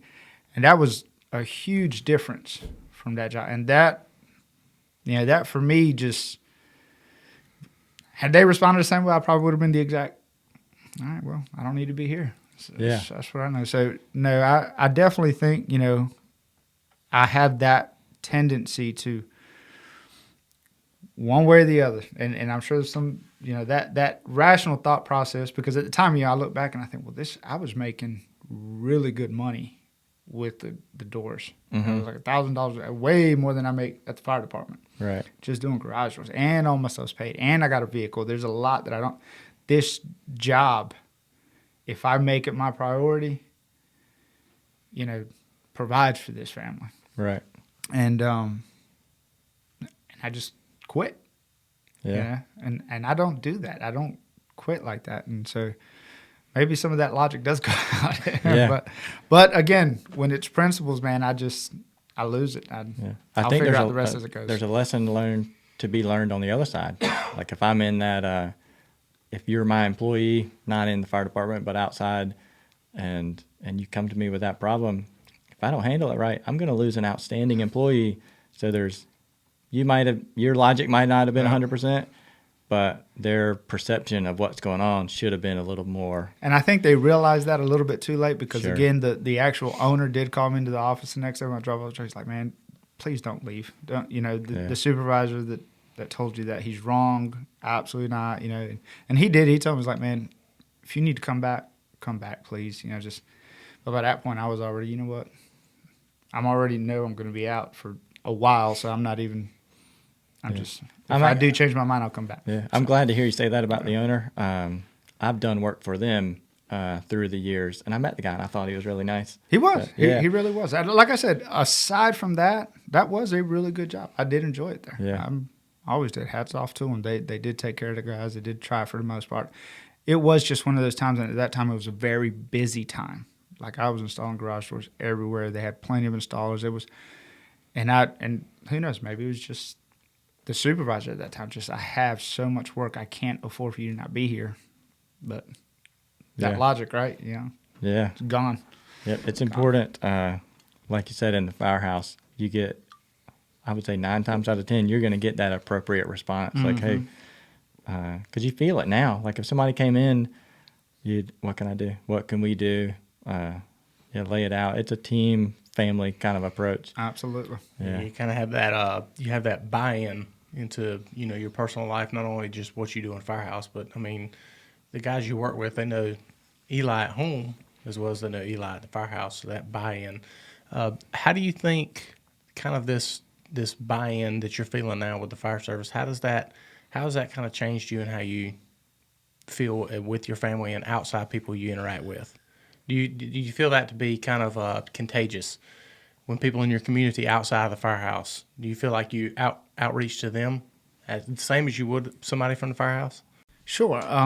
I definitely think that I'm guilty of that. Just trying to merge the two and just trying to make it all encompassing. Because even in rookie school, it started there. I mean, when you do these little projects where, as a class, you have to complete this huge thing, whether it's a run or what have you. But once like I said, when I became a firefighter, I still did the subbing, still did the teaching, still did the coaching with the school and stuff. And ask these guys, hey, we need runners to run with the kids. And these parents don't run. A lot of them, they want their kids to do something. And these aren't necessarily the most athletic kids, but you're trying to motivate them, trying to encourage them. Some of them were super athletic. Some of them were like, I'm just running because I also know that I'm going to want to play football. So my mom wants me to run here so that I can play football. And so my thought was like right away, it's like, let me get firefighters to come run with them, and put it out. And just sure enough, it's like, if I see that opportunity to be able to do that, to merge it and to put it together, I'm all for it.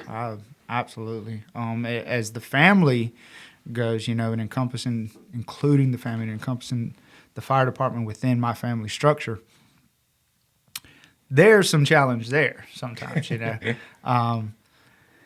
just because it's, if it's structure we're speaking about, things that we do at the station, I try to bring back home if I find that they're beneficial. But I think sometimes what tends to happen in my personal experience is, I feel like in general, our strengths, if we're not careful, become our weaknesses. And I'm bad for that. Like I'm horrible for that. I will burn people with just, this is amazing. We need to try this. We need to do this. And so I have found myself kind of doing that, like trying to bring stuff that works at the fire station, because you're dealing with, 7 other grown men. So the captain knows he does what he does. The youngest guy knows that he's the kitchen man. These guys know they need to do the restrooms.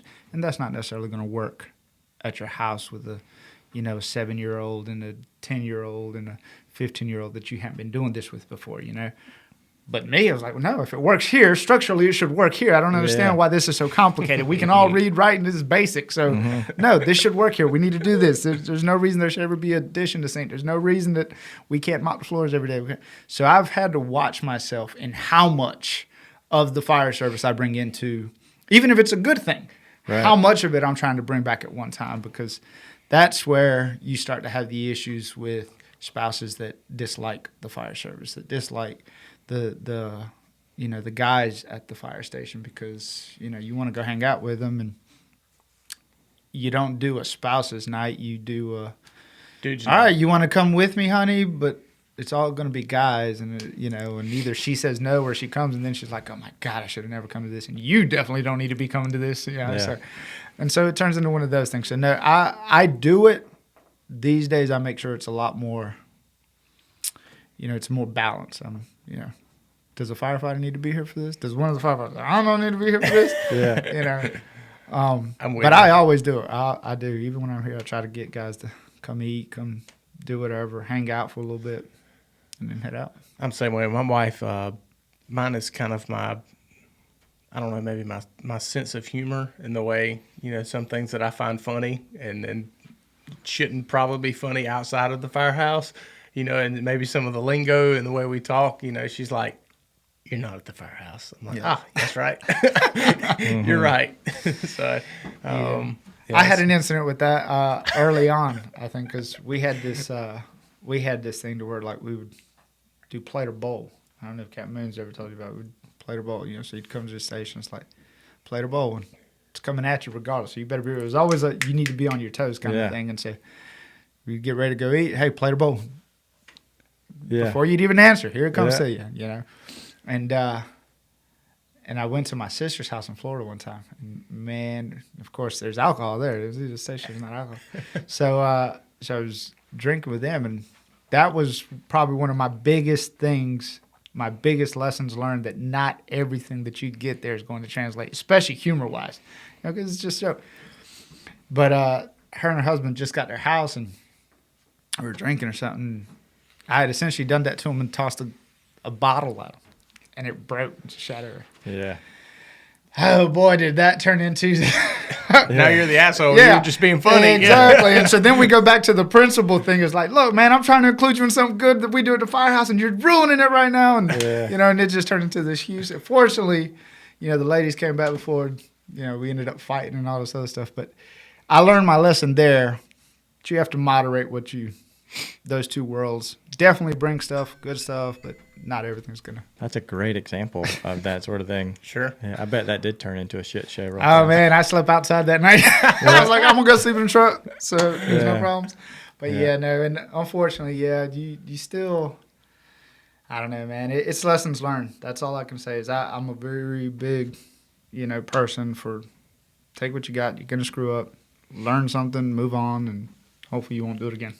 All right, so Eli's in the fire service. Yep. Okay, you're through the academy, all that good stuff.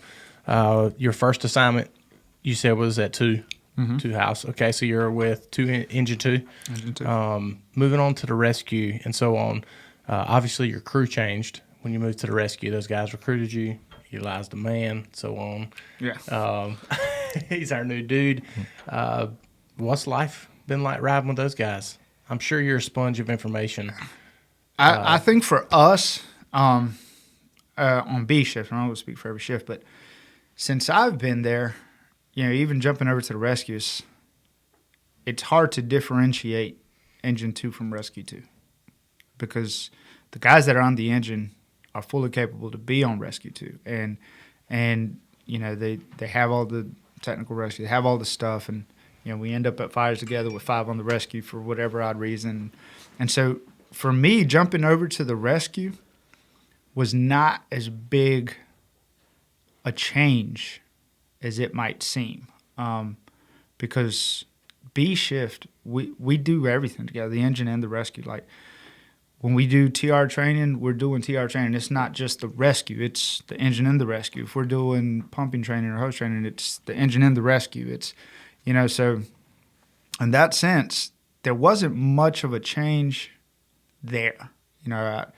Whether I was riding on the rescue or the engine didn't make a difference, because 9 times out of 10, unless, it's something in another battalion where Engine 2 is not going, we're still probably going to be at the same call. If it's a car accident that Engine 2 goes to and rescues there, or if it's, the Florence call where Engine 2 is going to be there and so is the rescue. And so there wasn't much change there. Now, what I will say changed early on, this one I think kind of goes back to debate for a department like ours. Me jumping over to the rescue as early as I did, I feel like has had its advantages and it's had its disadvantages. And this is Eli speaking for Eli. Had I never ended up on the rescue, I may have gone for the master firefighter process early. I may have got those ducks in a row. I know Eli early on wanted to be on that rescue. Even in the academy, I think everybody wanted to be in the rescue. Sure. Everybody just wanted to be at Station 2 on the engine, But early on, I did. I focused a lot on what will I have to do on the engine. I got to the engine, and Cap Moon was over there, and he was the driver, and Tyler and Ben and all them were on the rescue. And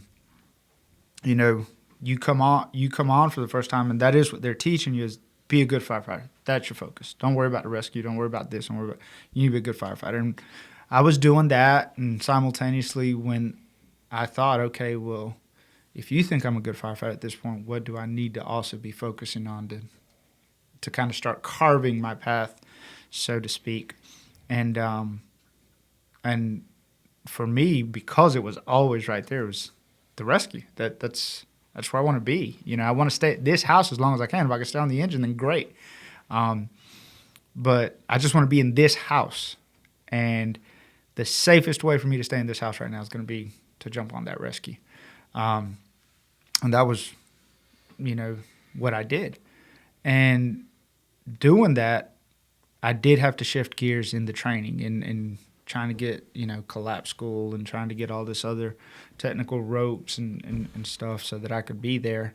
And I would say that's the biggest change that I had was focusing more on that instead of focusing on pumping, focusing on numbers and the progression of master firefighter and so on. So that's something I do look back, and I was talking to one of the other guys today, and I told him, I was like, look, if I did that wrong, I'll accept that.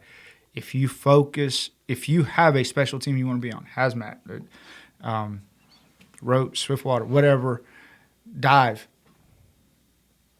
do it. Start going that way, but just remember that they're going to want you to promote. You're going to want to promote. And if you stay too focused on this one, then you're probably not going to be ready for this one. And that's kind of where I ended up falling in. I had the mindset of, I don't care if I'm a firefighter for 10 years. I love this. I don't necessarily want to pump. I want to go in. I want to go do this. And especially with the rescue, it's like, we get made a lot of fun for because, you turn around, you come back. Yeah, y'all go to a lot of stuff, but y'all don't do nothing, But the way I look at it is like, hey, when we come and we're needed, we go to work. So yeah, I'll take it. That's fine with me. We may not run as much calls as 3 or other places, but when we go, we go. When it's time to work, we go to work. So that's enough for me. It doesn't bother me. Yeah, I'll speak to the reputation of rescue too. We know if we request you guys, you're going to come in a hurry, and you're bringing some skills. Yeah. You're going to show up dressed for the job, and you're bringing your A game. I like knowing, hey, send me the closest rescue. You boys are bringing the A game. So I appreciate that. We definitely try. Try. I will say that. But yeah, I've learned a lot on both of those rigs, man. I don't, some do see the differentiation. I really don't see it. I see Station 2, and having been on both, I see Station 2 with all those guys. And as it pertains to other rigs, you probably said it best already. It's like the truck. There's truck companies that we have. Truck One especially is like they do what they do and they do it well. Then that's what I look for. And there's engine companies that I'm telling you. Again, I know my limitation. I'm not gonna be the best one to pump for you. Can I get you water? Can I get it to you? Sure. Yeah. But you're gonna want a couple of guys that I came in with who are master firefighters now. They grew up on that engine for the past 6 years. I told them, you're never going to hear from me. I'm better than you. And because I know I cannot do that with the skill and precision that you do. So as long as whoever comes is, like you said, bringing the A game on that rig that they're on, I'm all for it. Yeah, we catch some flack here and there, but it is what it is. Yeah, that's right. Where does Eli see himself in the next 5 years, 10 years? You gonna hang tight? In the next 5 years, I definitely hope to be a master firefighter at some point within the next 5 years. Do your coworkers know that, or is this their first time hearing it? No, they're working. They, like I said, they're working with me on it. They're pushing me towards it. They're working with me, getting certified on stuff and, checking those boxes and everything. They're doing the math.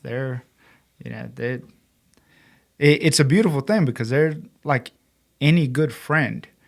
They don't want you to go. They don't want to see you go, but they don't want to be the reason you're not going somewhere. You're not bettering yourself or you're not doing something. It's that, it's those, it's good qualities to have, and it's a bittersweet thing that has to happen at some point. But no, they all know my desire. They know my insecurities about, hey, I've been on the rescue for this long and this is, so no, they're working with me on it.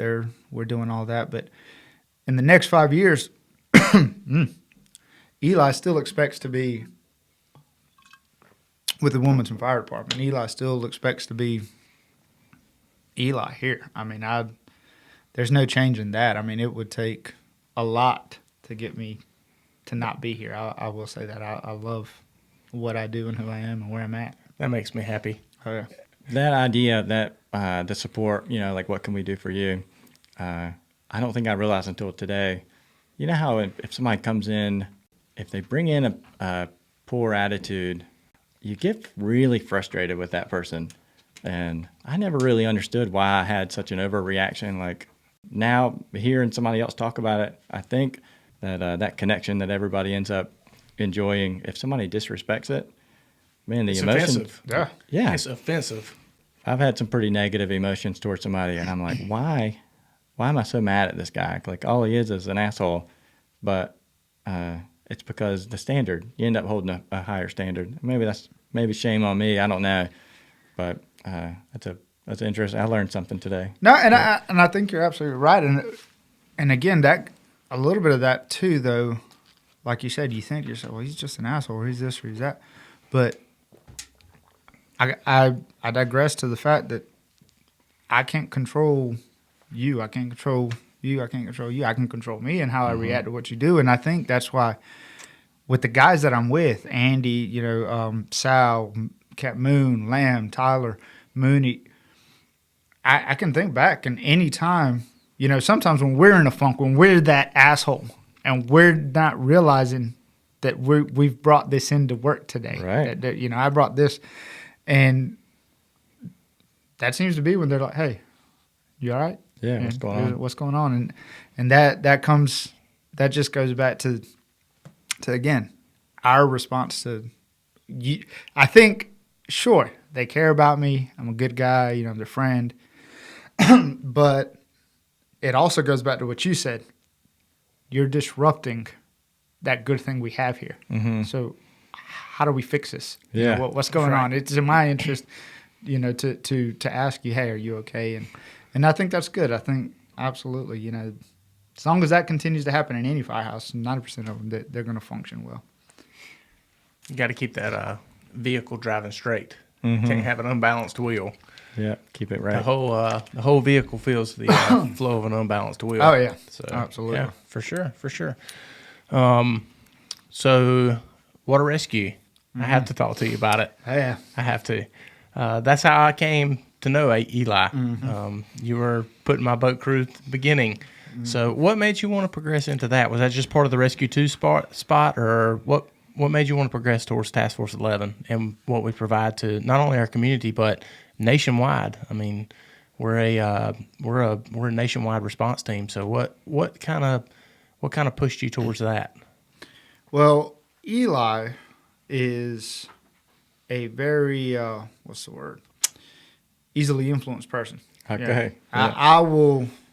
I will strive to to rival who I'm beside. So who you put me around, that explains too, a lot of my upbringing. When I'm with bad people, I can be one of the worst people you've ever met, because not only do I want to match you, I'm taking it as a personal. I want to go a little bit further than you, and I think that's me being it too has fed that, but in a positive way, And so I'm with all these water rescue guys for ocean rescue, and and I don't do ocean rescues, not because I hadn't thought about it or wanted to. Well, a whole nother set of reasons for that, but it was just everyone else is going to do it, and this is a great thing, and this is something we potentially could use and would need, and for our location and our area and hurricanes, and then just for that with the hurricanes that we had in Florence and the floods that we had in Duplin County.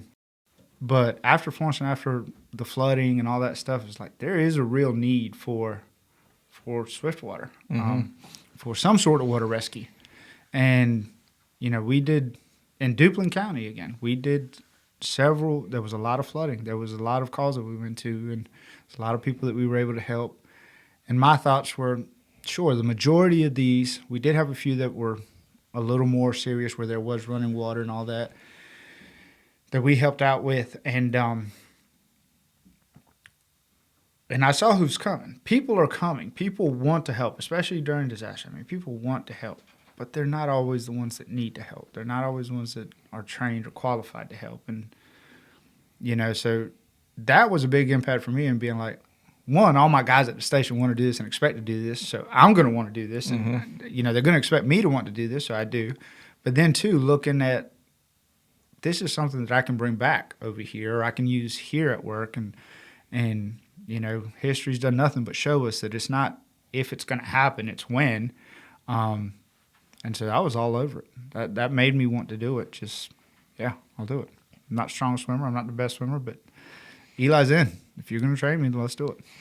Yeah, that sensing of a need and the want to provide a service, to provide the help, just portrays your character and your upbringing. Your father stripping your shoes off to give to the homeless man, the way that's just taking that one little thing. I think it's something we all can probably, if we look deep into our past, and probably all of us service members, if we look deep into our past, we can find that want and that kind of how that act of service was somehow brought up, whether it be Steve's dad's cutting down somebody's trees or cutting a tree off somebody's house that maybe couldn't afford it, but they did it. It didn't matter. That sense of need, seeing a need and wanting to provide a service. Yep. Good for you, man. Oh, yeah. That's awesome. Cool. And it's been fun ever since. So yeah, I'm all for it, man. Cool. Put on the water. I'm just trying to figure out at what point we're going to be allowed to put like fishing poles or something. Yeah. We talk about it. We talk about it. Yeah. You're talking to the right guy. I'll see what I can do. Cool. Anything else you want to add, Eli? Man, no, I appreciate what you guys are doing. I think this is awesome. I know we didn't touch on it too much, but the mental health aspect that you guys had touched on before, and some of your other stuff, it definitely is. Excuse me, it was definitely something that I think what you guys doing this. We had discussed after watching them with some of those guys. That you guys are doing a good mix of like trying to. How do we tie this to the fire service, but how do we also just make it about, the talking and the mental health and the content or whatever. So I think what you guys are doing is awesome, and hopefully y'all can continue to do that and see what works. Do you have anything to add to the mental health side? Lean on your guys. I will say that. My guys at the station, you brought up Jeremy Owens. That was a big thing for the guys at our station. I had met him a handful of times, worked with him a handful of times, trained with him a handful of times. He's a great guy. He had even asked me several times about joining. Oh, when are you going to join out here and ocean rescue and stuff? And I didn't, but he's a great guy, And mental health issue, I've seen it in my family. It's huge. Myself, what we consider a mental health issue, I think most people are stuck on the stigma of being schizophrenic and just full on, delusions and hallucinations, and that's not the case. And I get that there is that negative stigma, still attached to it. I also think that it's very difficult, and I think you probably brought this up on one of your previous podcasts, was that we have this tendency to create a problem where there's not a problem, or feel we're going to create a problem where there's not a problem if we talk. I'm not a big proponent of, like, I'm not a very physically emotional guy. I don't. And I think that, unfortunately, when it comes to mental health, almost everyone, especially in the fire service or EMS, we're extremists. We think we either have to be all about mental health and, I need to debrief after every call, or just there's not a problem. We're just ignoring this, and that's something that slowly, I think that's where I'm at now in my journey at 30 years and 17 years with my wife is, I have fixed a lot of the physical. I have fixed a lot, better shape physically. I have fixed a lot of the, our financial situation, our house, on the outside, Eli's fixed a lot. But I get what my wife says now, 17 years in, and now I've added a high-stress job like what we have. Is Eli fixing the inside? And so that is something that has been new to me probably this year more than ever is, do you have any sort of issues that you may want to think about, that you may want to discuss? Communication, mental health does not necessarily just mean, it's one of those words to me that's like diversity. People think diversity, and we try to oversimplify it and say, oh, no, that means LGBT, black, white, Hispanic. That's superficial diversity, right. Sure, but that's not the epitome of what diversity is. Same with mental illness. Yeah, sure, mental illness is schizophrenia and OCD and this and but that's again the surface. That's maybe some that you see superficially, but there's a lot that's encompassed in there that again kind of falls back on you as a person to say, this is something I deal with. I need to talk to somebody. I need to, and not that you have to talk to everybody, but find somebody. For me personally, and hopefully they don't mind, but my wife is a big one. I'll give her that. I've always told her everything. But Captain Lamb at the station, I mean, never seen a grown man cry, and I've seen Captain Lamb tear up. Not that I've seen him cry, but like I could talk to that guy almost about anything, mm-hmm. and he does. Like he'll tell you this, he'll tell that, and I think that's true of all the guys there. Captain Moon is the same way. There's certain things that I've gone to talk to him about, and he can give you this guidance, and they all do. They all have their own way of doing it, but for some reason with like Captain Lamb, as far as anything that's bothering me mentally, whether it's like a relationship thing, whatever, he's one of those people that it's hard to explain. He's not necessarily trying to solve your problem, but he's willing to listen and then kind of empathy. Empathy. And then the best part I think too is that like he's helped me with like just financial stuff. He's helped me with just someone to talk to, marriage advice, this and the other, because I look at certain people and what they do, and I think Captain Lamb is probably one of the most, and all our guys are family guys, I'll give them that, but Captain Lamb is probably one of the most that is very open about the fact that, hey, my family's first, and this and the other, and shows it, and so he's been a big one for me to go to with stuff like that.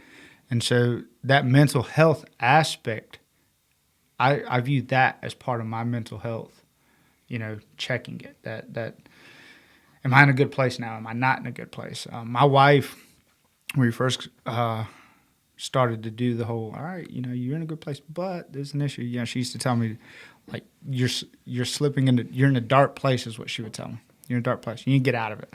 And so I would tell her, it was like, I got slipping into darkness tattooed in my chest just so like I can stare in the mirror and be like, all right, where am I at today? Well, what's going on? Because it's not, the mental health thing is not it's not what people think. Not everyone who has mental health issues thinking of suicide. Not everyone who has mental health issues thinking of hurting someone or hurting themselves. But mental health issues, so if you're not willing to acknowledge it can take you down some scary roads, and unfortunately you're there before you realize you're there. And so like with the whole, Jeremy Owens thing at our station, that hit that station pretty hard with those guys, because they love that guy. They, and as I said earlier, when something disrupts that function of a house, you feel compelled to, all right, how do I fix this? What do I do? And so especially when it's one of you, he's hurt, so it's going to be more up to me to kind of pick this up. So that's my big thing with the mental health, man, is definitely continue to push it. I think you guys touched some on it in the past, and I think that's good. I'm not necessarily saying that they all need to be about that, but I definitely think it is, therapeutic in what you guys are doing. Talking about your experience with your son and all that, and then your experience with your friend. I think these podcasts are good. Unfortunately, firefighters we're very critical of each other. We're very, quick to knock something just as fast as we can. Mm-hmm. And I think what you guys are doing is really good, because it is helping people to see that they can relate, right? Dude, this is not me crying, for the record. I swallowed something, a bug or something. You say what you want. Yeah. The setting has a tendency to bring that out. Yeah. I think it's all the vape smoke. That was probably allergic reaction. I'm gonna run an idea by both of you, and while I got you here, I want your input. Thinking about you're saying we want to solve, like your boys in the house are hurting, and I've had similar thoughts, and I knew Jeremy, and I know where I've been, so I was trying to truly put myself in his shoes. So there's fears around, like when you can't get your head squared away. If I go and tell the wrong person, they're going to take my job away. Yeah, they're going to take my kids away. You know what I mean? There's legitimate, like, I can't let anybody know that I feel the way I feel. Yep. We surely can agree that as a society, we got to change that. Absolutely. Yeah. So that, like, on one side, if I go to admit somebody, like, man, I'm feeling this way, and they ask me a few questions. Hey, have you guys ever done like mental health training? Like, what's that term, King, for the peer support? Yep, in peer support, they had a term for it, a mental health first aider. Mm-hmm. Mental health first aider. In that training, they tell you, if somebody tells you that they want to harm themselves, you have to go and tell somebody. I disagree. You know what I mean? No. So it boils down to a relationship.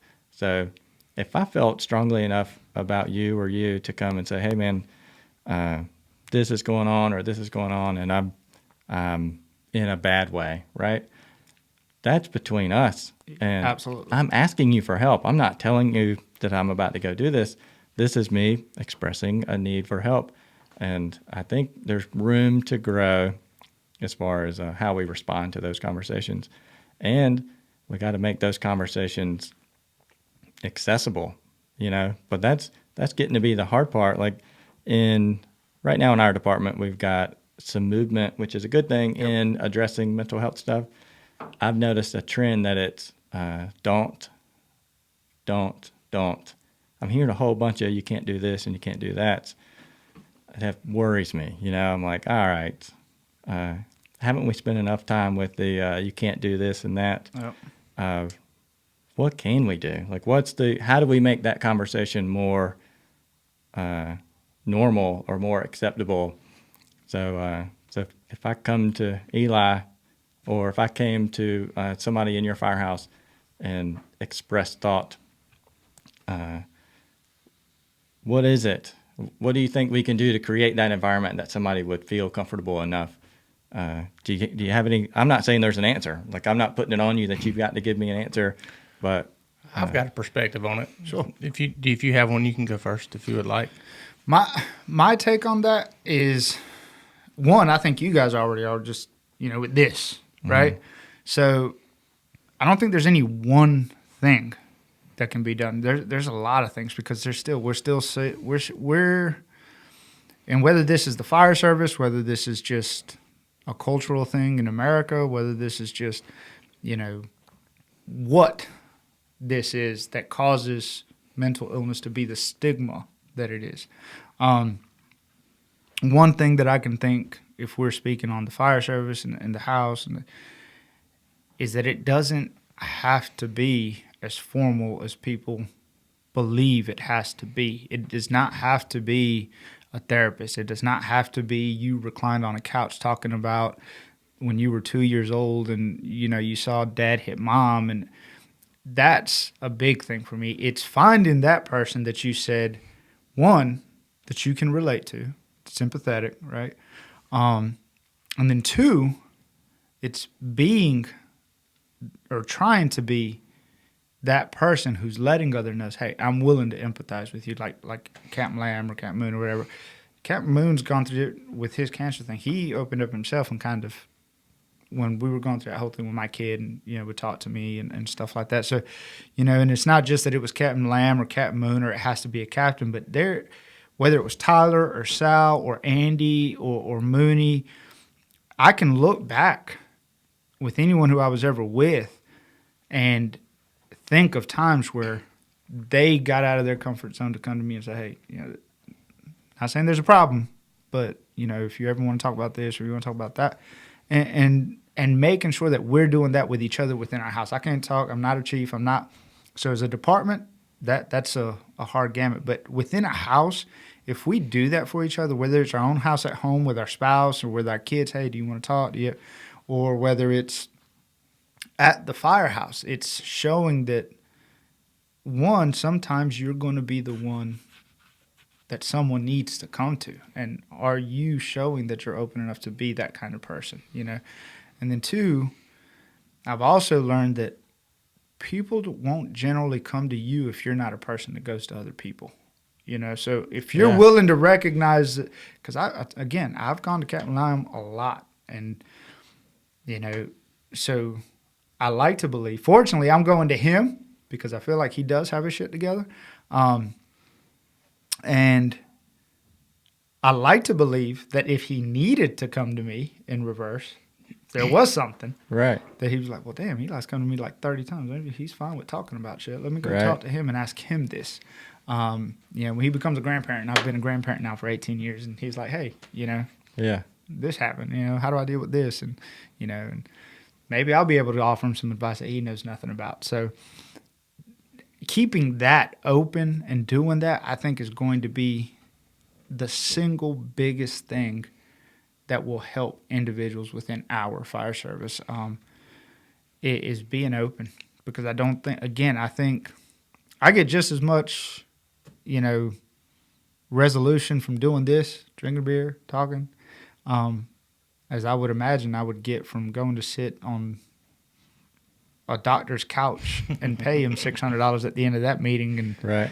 Say the exact same thing as he writes it all down. I like to think anyways. But have you ever gone to ask or wanted to ask somebody like, hey, is there something going on, but you didn't because you don't want to offend somebody? You know what I mean? Funny that you asked that. I did, and I didn't do it, and I felt really, really bad about it. So I was walking out of the store because this was a complete stranger. Mm-hmm. And they had mentioned, what was it? The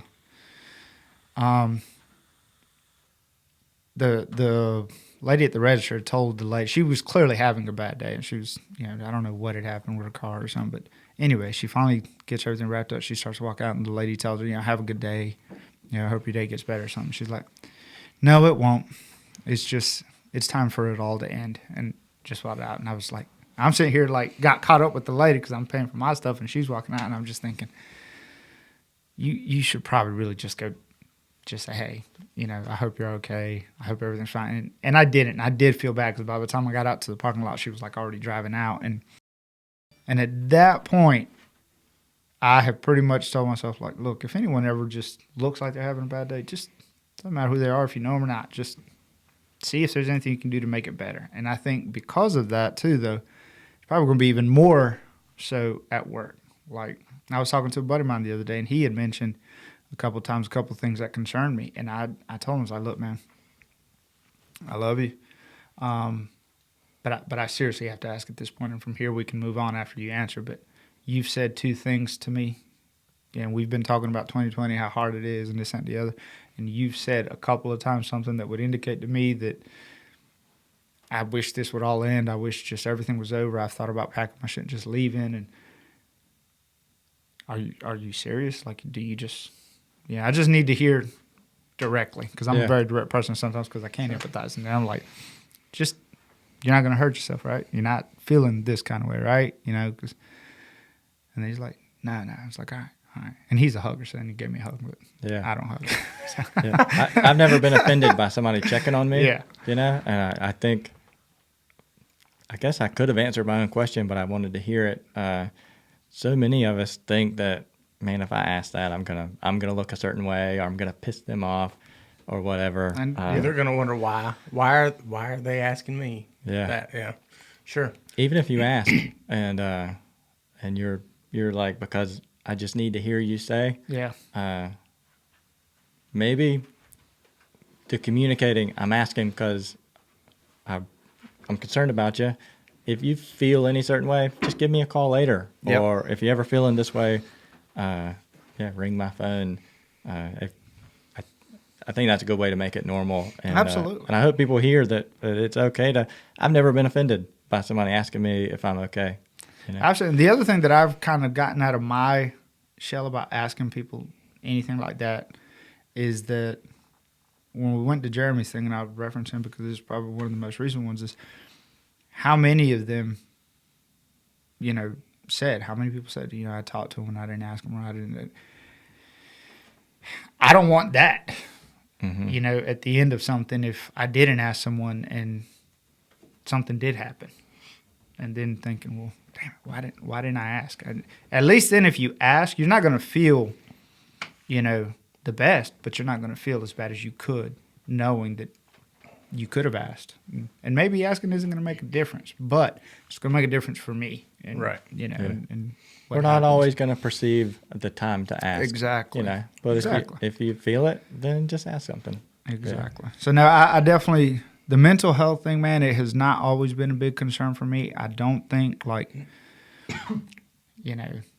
like you said, that stigma, that scare, that fear of, am I going to lose my job? Is this going to affect me, or am I going to get pulled in somewhere?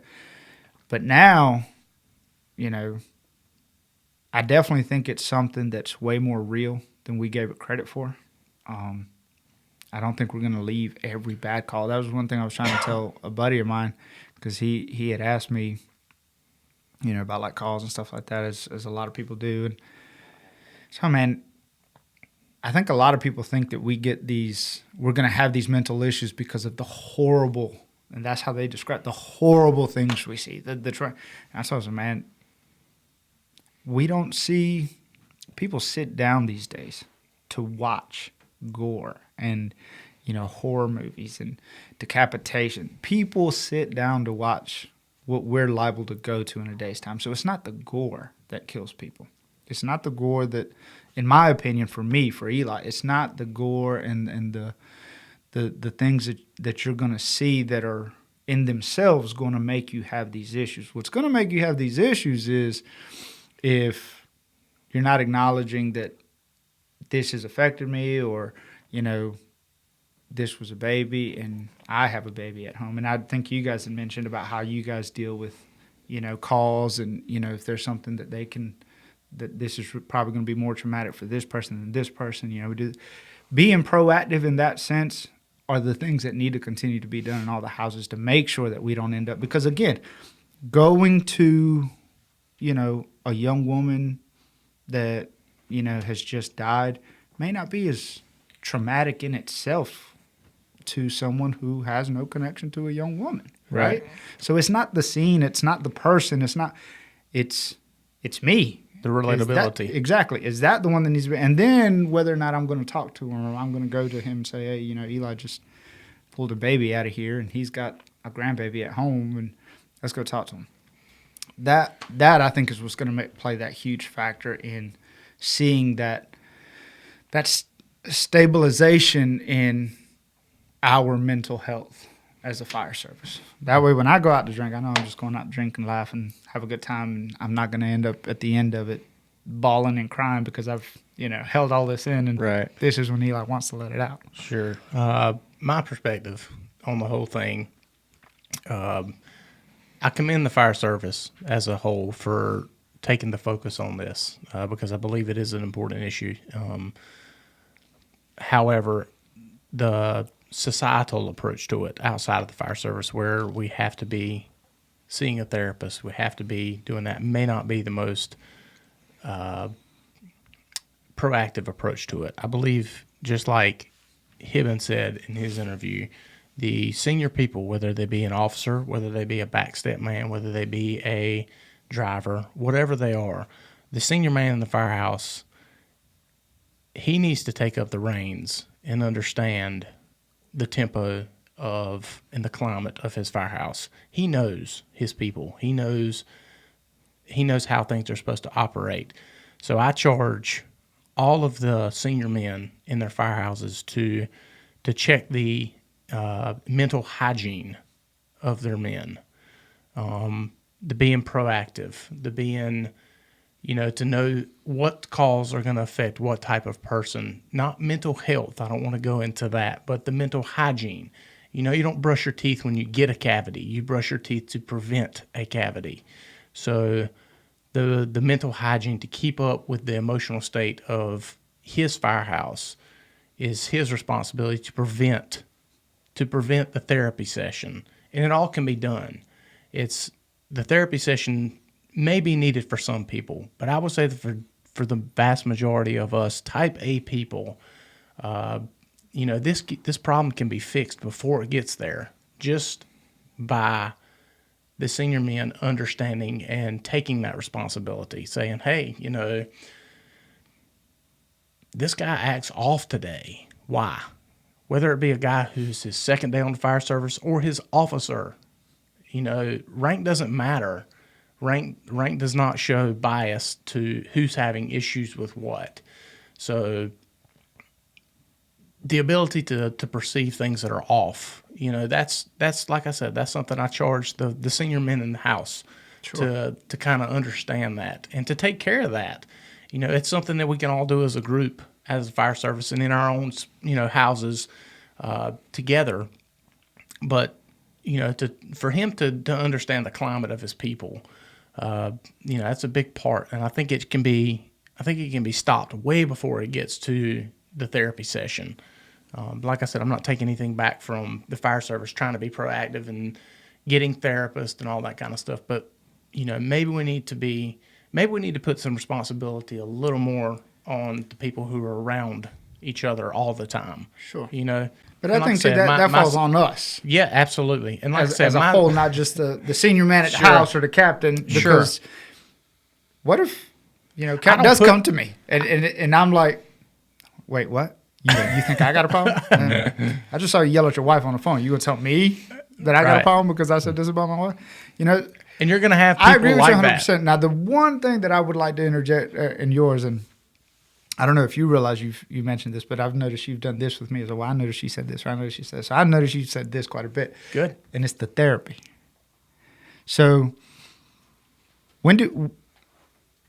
how do you know it's needed? How do you know it's not?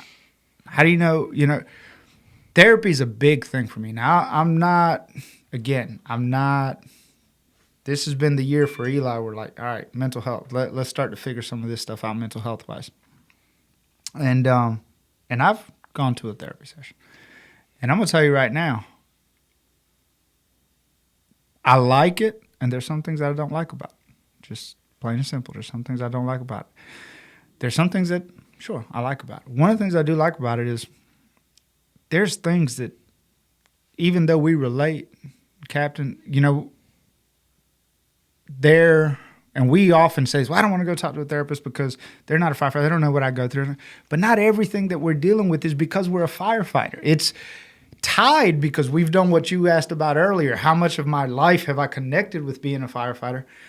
But just because you go in there doesn't mean that what you're going to talk about is what you've seen on a fire scene. Now, if you're the kind of person, in my opinion, that says that right off the bat, then sure, maybe you do have some fire-related issues that you're not addressing. My therapy stuff has nothing to do with being a firefighter. It has nothing to do. Sure, it has something to do with who I am and who I have become because I'm a firefighter, and because I'm a father, and because I'm a parent. And, you know, I think a good therapist can help you tie all those things. But people are scared of therapy like it is some voodoo witch doctor that's going to get in your head and screw it all up. And I think for a long time I was too. But I know guys that say, well, I don't need therapy. You know, I don't need this. I don't need that. And I'm thinking, first, therapy is a very broad term. What is therapeutic and what is considered therapy is a very broad term. And we try to generalize into this one thing. Therapy is me talking to someone and telling them my problems, and I don't want to do that. Fine. I don't need that, is what you hear a lot. You could benefit from some damn family therapy. I'm going to tell you right now, because you've had 2 divorces and you're on divorce number 3, but you don't think you need therapy? Right. You don't think you could benefit from an actual marriage counselor or therapist helping you and your partner figure out what's going on? That is so obvious that you need therapy. But that's also what we do as firefighters. We like to believe, I don't need therapy. Therapy's for so-and-so. I'm not saying you need it, but could you benefit from it? Probably. So why not try it? Why change the oil in your car? Why, you know, does it need it right now? No. It's burnt motor oil. There's still oil in it, but it's going to be better if I go ahead and change it and put new good oil. And, you know, so you've mentioned therapy. You mentioned the need. I don't see anything wrong with going to a therapist before the need arises, if you think it's going to benefit you, because these are trained professionals like us. Do I want a therapist when I'm in the middle of a scene, you know, trying to resuscitate a 2-year-old? No, absolutely not. I don't want a therapist coming to try to do it. I want a paramedic. I want, you know, a doctor. I want, you know, we show up with our basics and we're offering something. But if I'm in the middle of something, you know, I'm going through issues with my wife, I don't need another firefighter who's gone through 3 divorces who tells me I don't need therapy. I need a beer and a drink, and because that's how we cope. I don't need you to tell me that. Now, there may be some firefighters who have gone through a divorce and they were self-aware and knew that they needed to fix certain things, and they know, and those firefighters are going to be the ones to sit down with me and say, hey, well, you know, you have this issue, This is what I can offer from my personal experience. But a therapist, a marriage and counseling therapist, not just a general therapist, but the more detailed you can get, they're going to offer you coping mechanisms. They're going to offer you skills so that it never becomes a need to be in that office. That's one of the first things that therapist said to me when I went, was like, so how often do you want to do this? I don't know. You're the professional. I'm coming to you for answers and questions because I don't know why I'm even here. I'm here because, you know, people think I have a problem, or, you know, I'm too outspoken, or I'm upset, or I'm this, or I'm that. So you tell me why I'm here and how often I need to come see you. That's how I view this with you as a therapist. And she was just very blunt. She was like, well, how often you need to be here, one, depends on you. You know, if this benefited you, if you took anything away from this, if you want to come every week, come every week. If you don't come every 2 weeks, come every 2 weeks. If you don't come once a month, if you want to come once a year, come once a year. It's up to you. And that goes back to the self-aware. And I like that because, as I've started with, Eli, I'm all for if you're making it my responsibility, if I control this. And I think people don't understand that about therapists. Therapists, they're there to just help you, you know, get through stuff. They're going to offer you advice. They're not going to fix you or try to change anything mentally about you. But to me, therapy is, if you're going to therapy when you need it, it's great. But what's the expression of the fire service? You're behind the 8 ball? Right. You should have been there before you needed it. You know, you should have been doing this therapeutically at the fire station, talking to someone, seeking someone out, you know, because you did have that one bad day. Let me talk to somebody. You don't go to therapy because you need it. You go because it's going to make you a better person. It's going to make you a better husband. It's going to make you a better father. It's going to bring something beneficial to you. And then when you go, some people put more miles on their tires than others. You don't need to go every day. You don't need to go every other week, and you don't need to go, you don't need to change your tires every year. Sure, if you met the miles on those tires, and by all means change them. And if that was in 3 months, then go in 3 months and get them changed. But don't wait till there's a need. That's a big thing for me, is don't wait till there's a need to pull Captain aside and talk to him or. Yeah. Your reference of timing, as far as do you need therapy when you're in the middle of this deal, is key for me. And touching on bringing that into what you said, I can tell you from personal experience, when you're in a thick part of darkness, or there were times that I was not okay to want to talk. If somebody had asked me or pressed in on me, if they had asked one time, then it would have been okay. But if they had kind of like been a little more forceful of, well, you've done this and that, it would have been a pretty stiff elbow. Yeah. There were parts of it. And then, but if I know, like if you had come and asked me at one of those times and just gave me an inquiry and then, okay, well, hey, hit me up if you ever need something.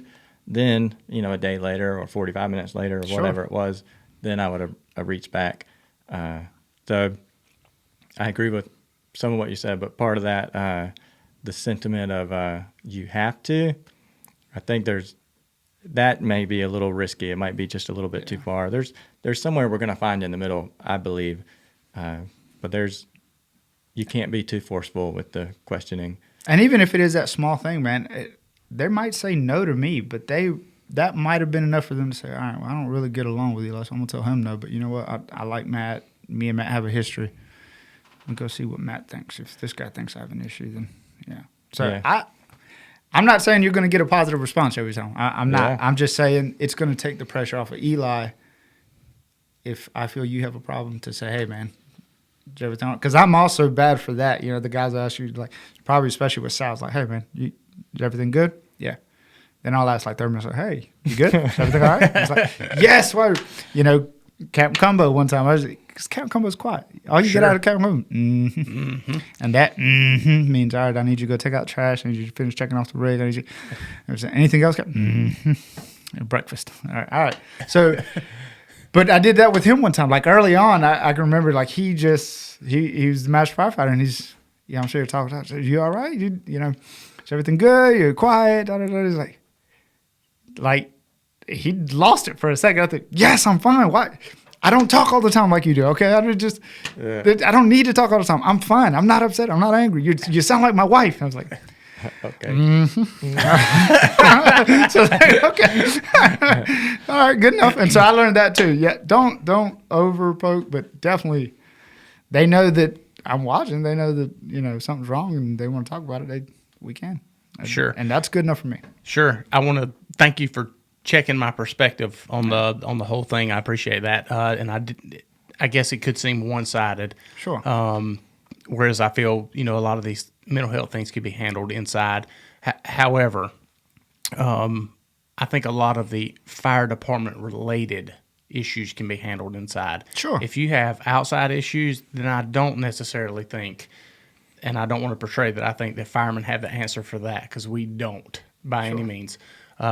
Personal issues in the other third of your life needs to be, that needs to be addressed elsewhere. If you have somebody close enough in the fire service to take care of that, then that's fine.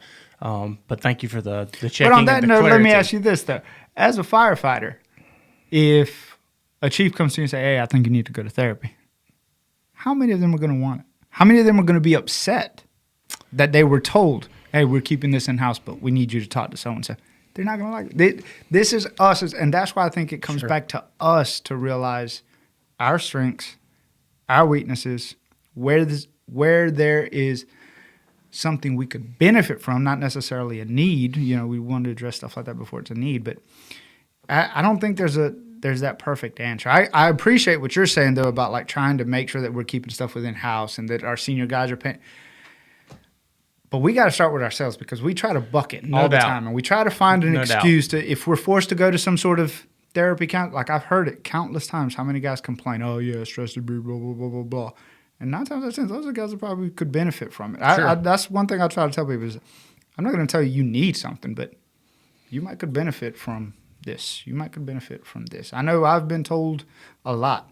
I've been told you need, and I'm probably a lot quicker to buck that and do that stuff up what you were talking about. But when you have guys that are good, like you said, if those senior guys are good at what they do, hey, you could benefit from this. And then it becomes more palatable. Maybe it's the maybe it's not the service or the need itself, but maybe the way it's being delivered. Sure. Absolutely. So maybe that's our gateway Yeah. into making this more of a acceptable thing Absolutely. within our culture is maybe the delivery methods versus the actual message itself. Absolutely. Again, thank you guys. This is awesome. Yeah. Eli, it's All been a the best. pleasure. Yep. It's been a pleasure. Let me know when you want a part 2. Yeah.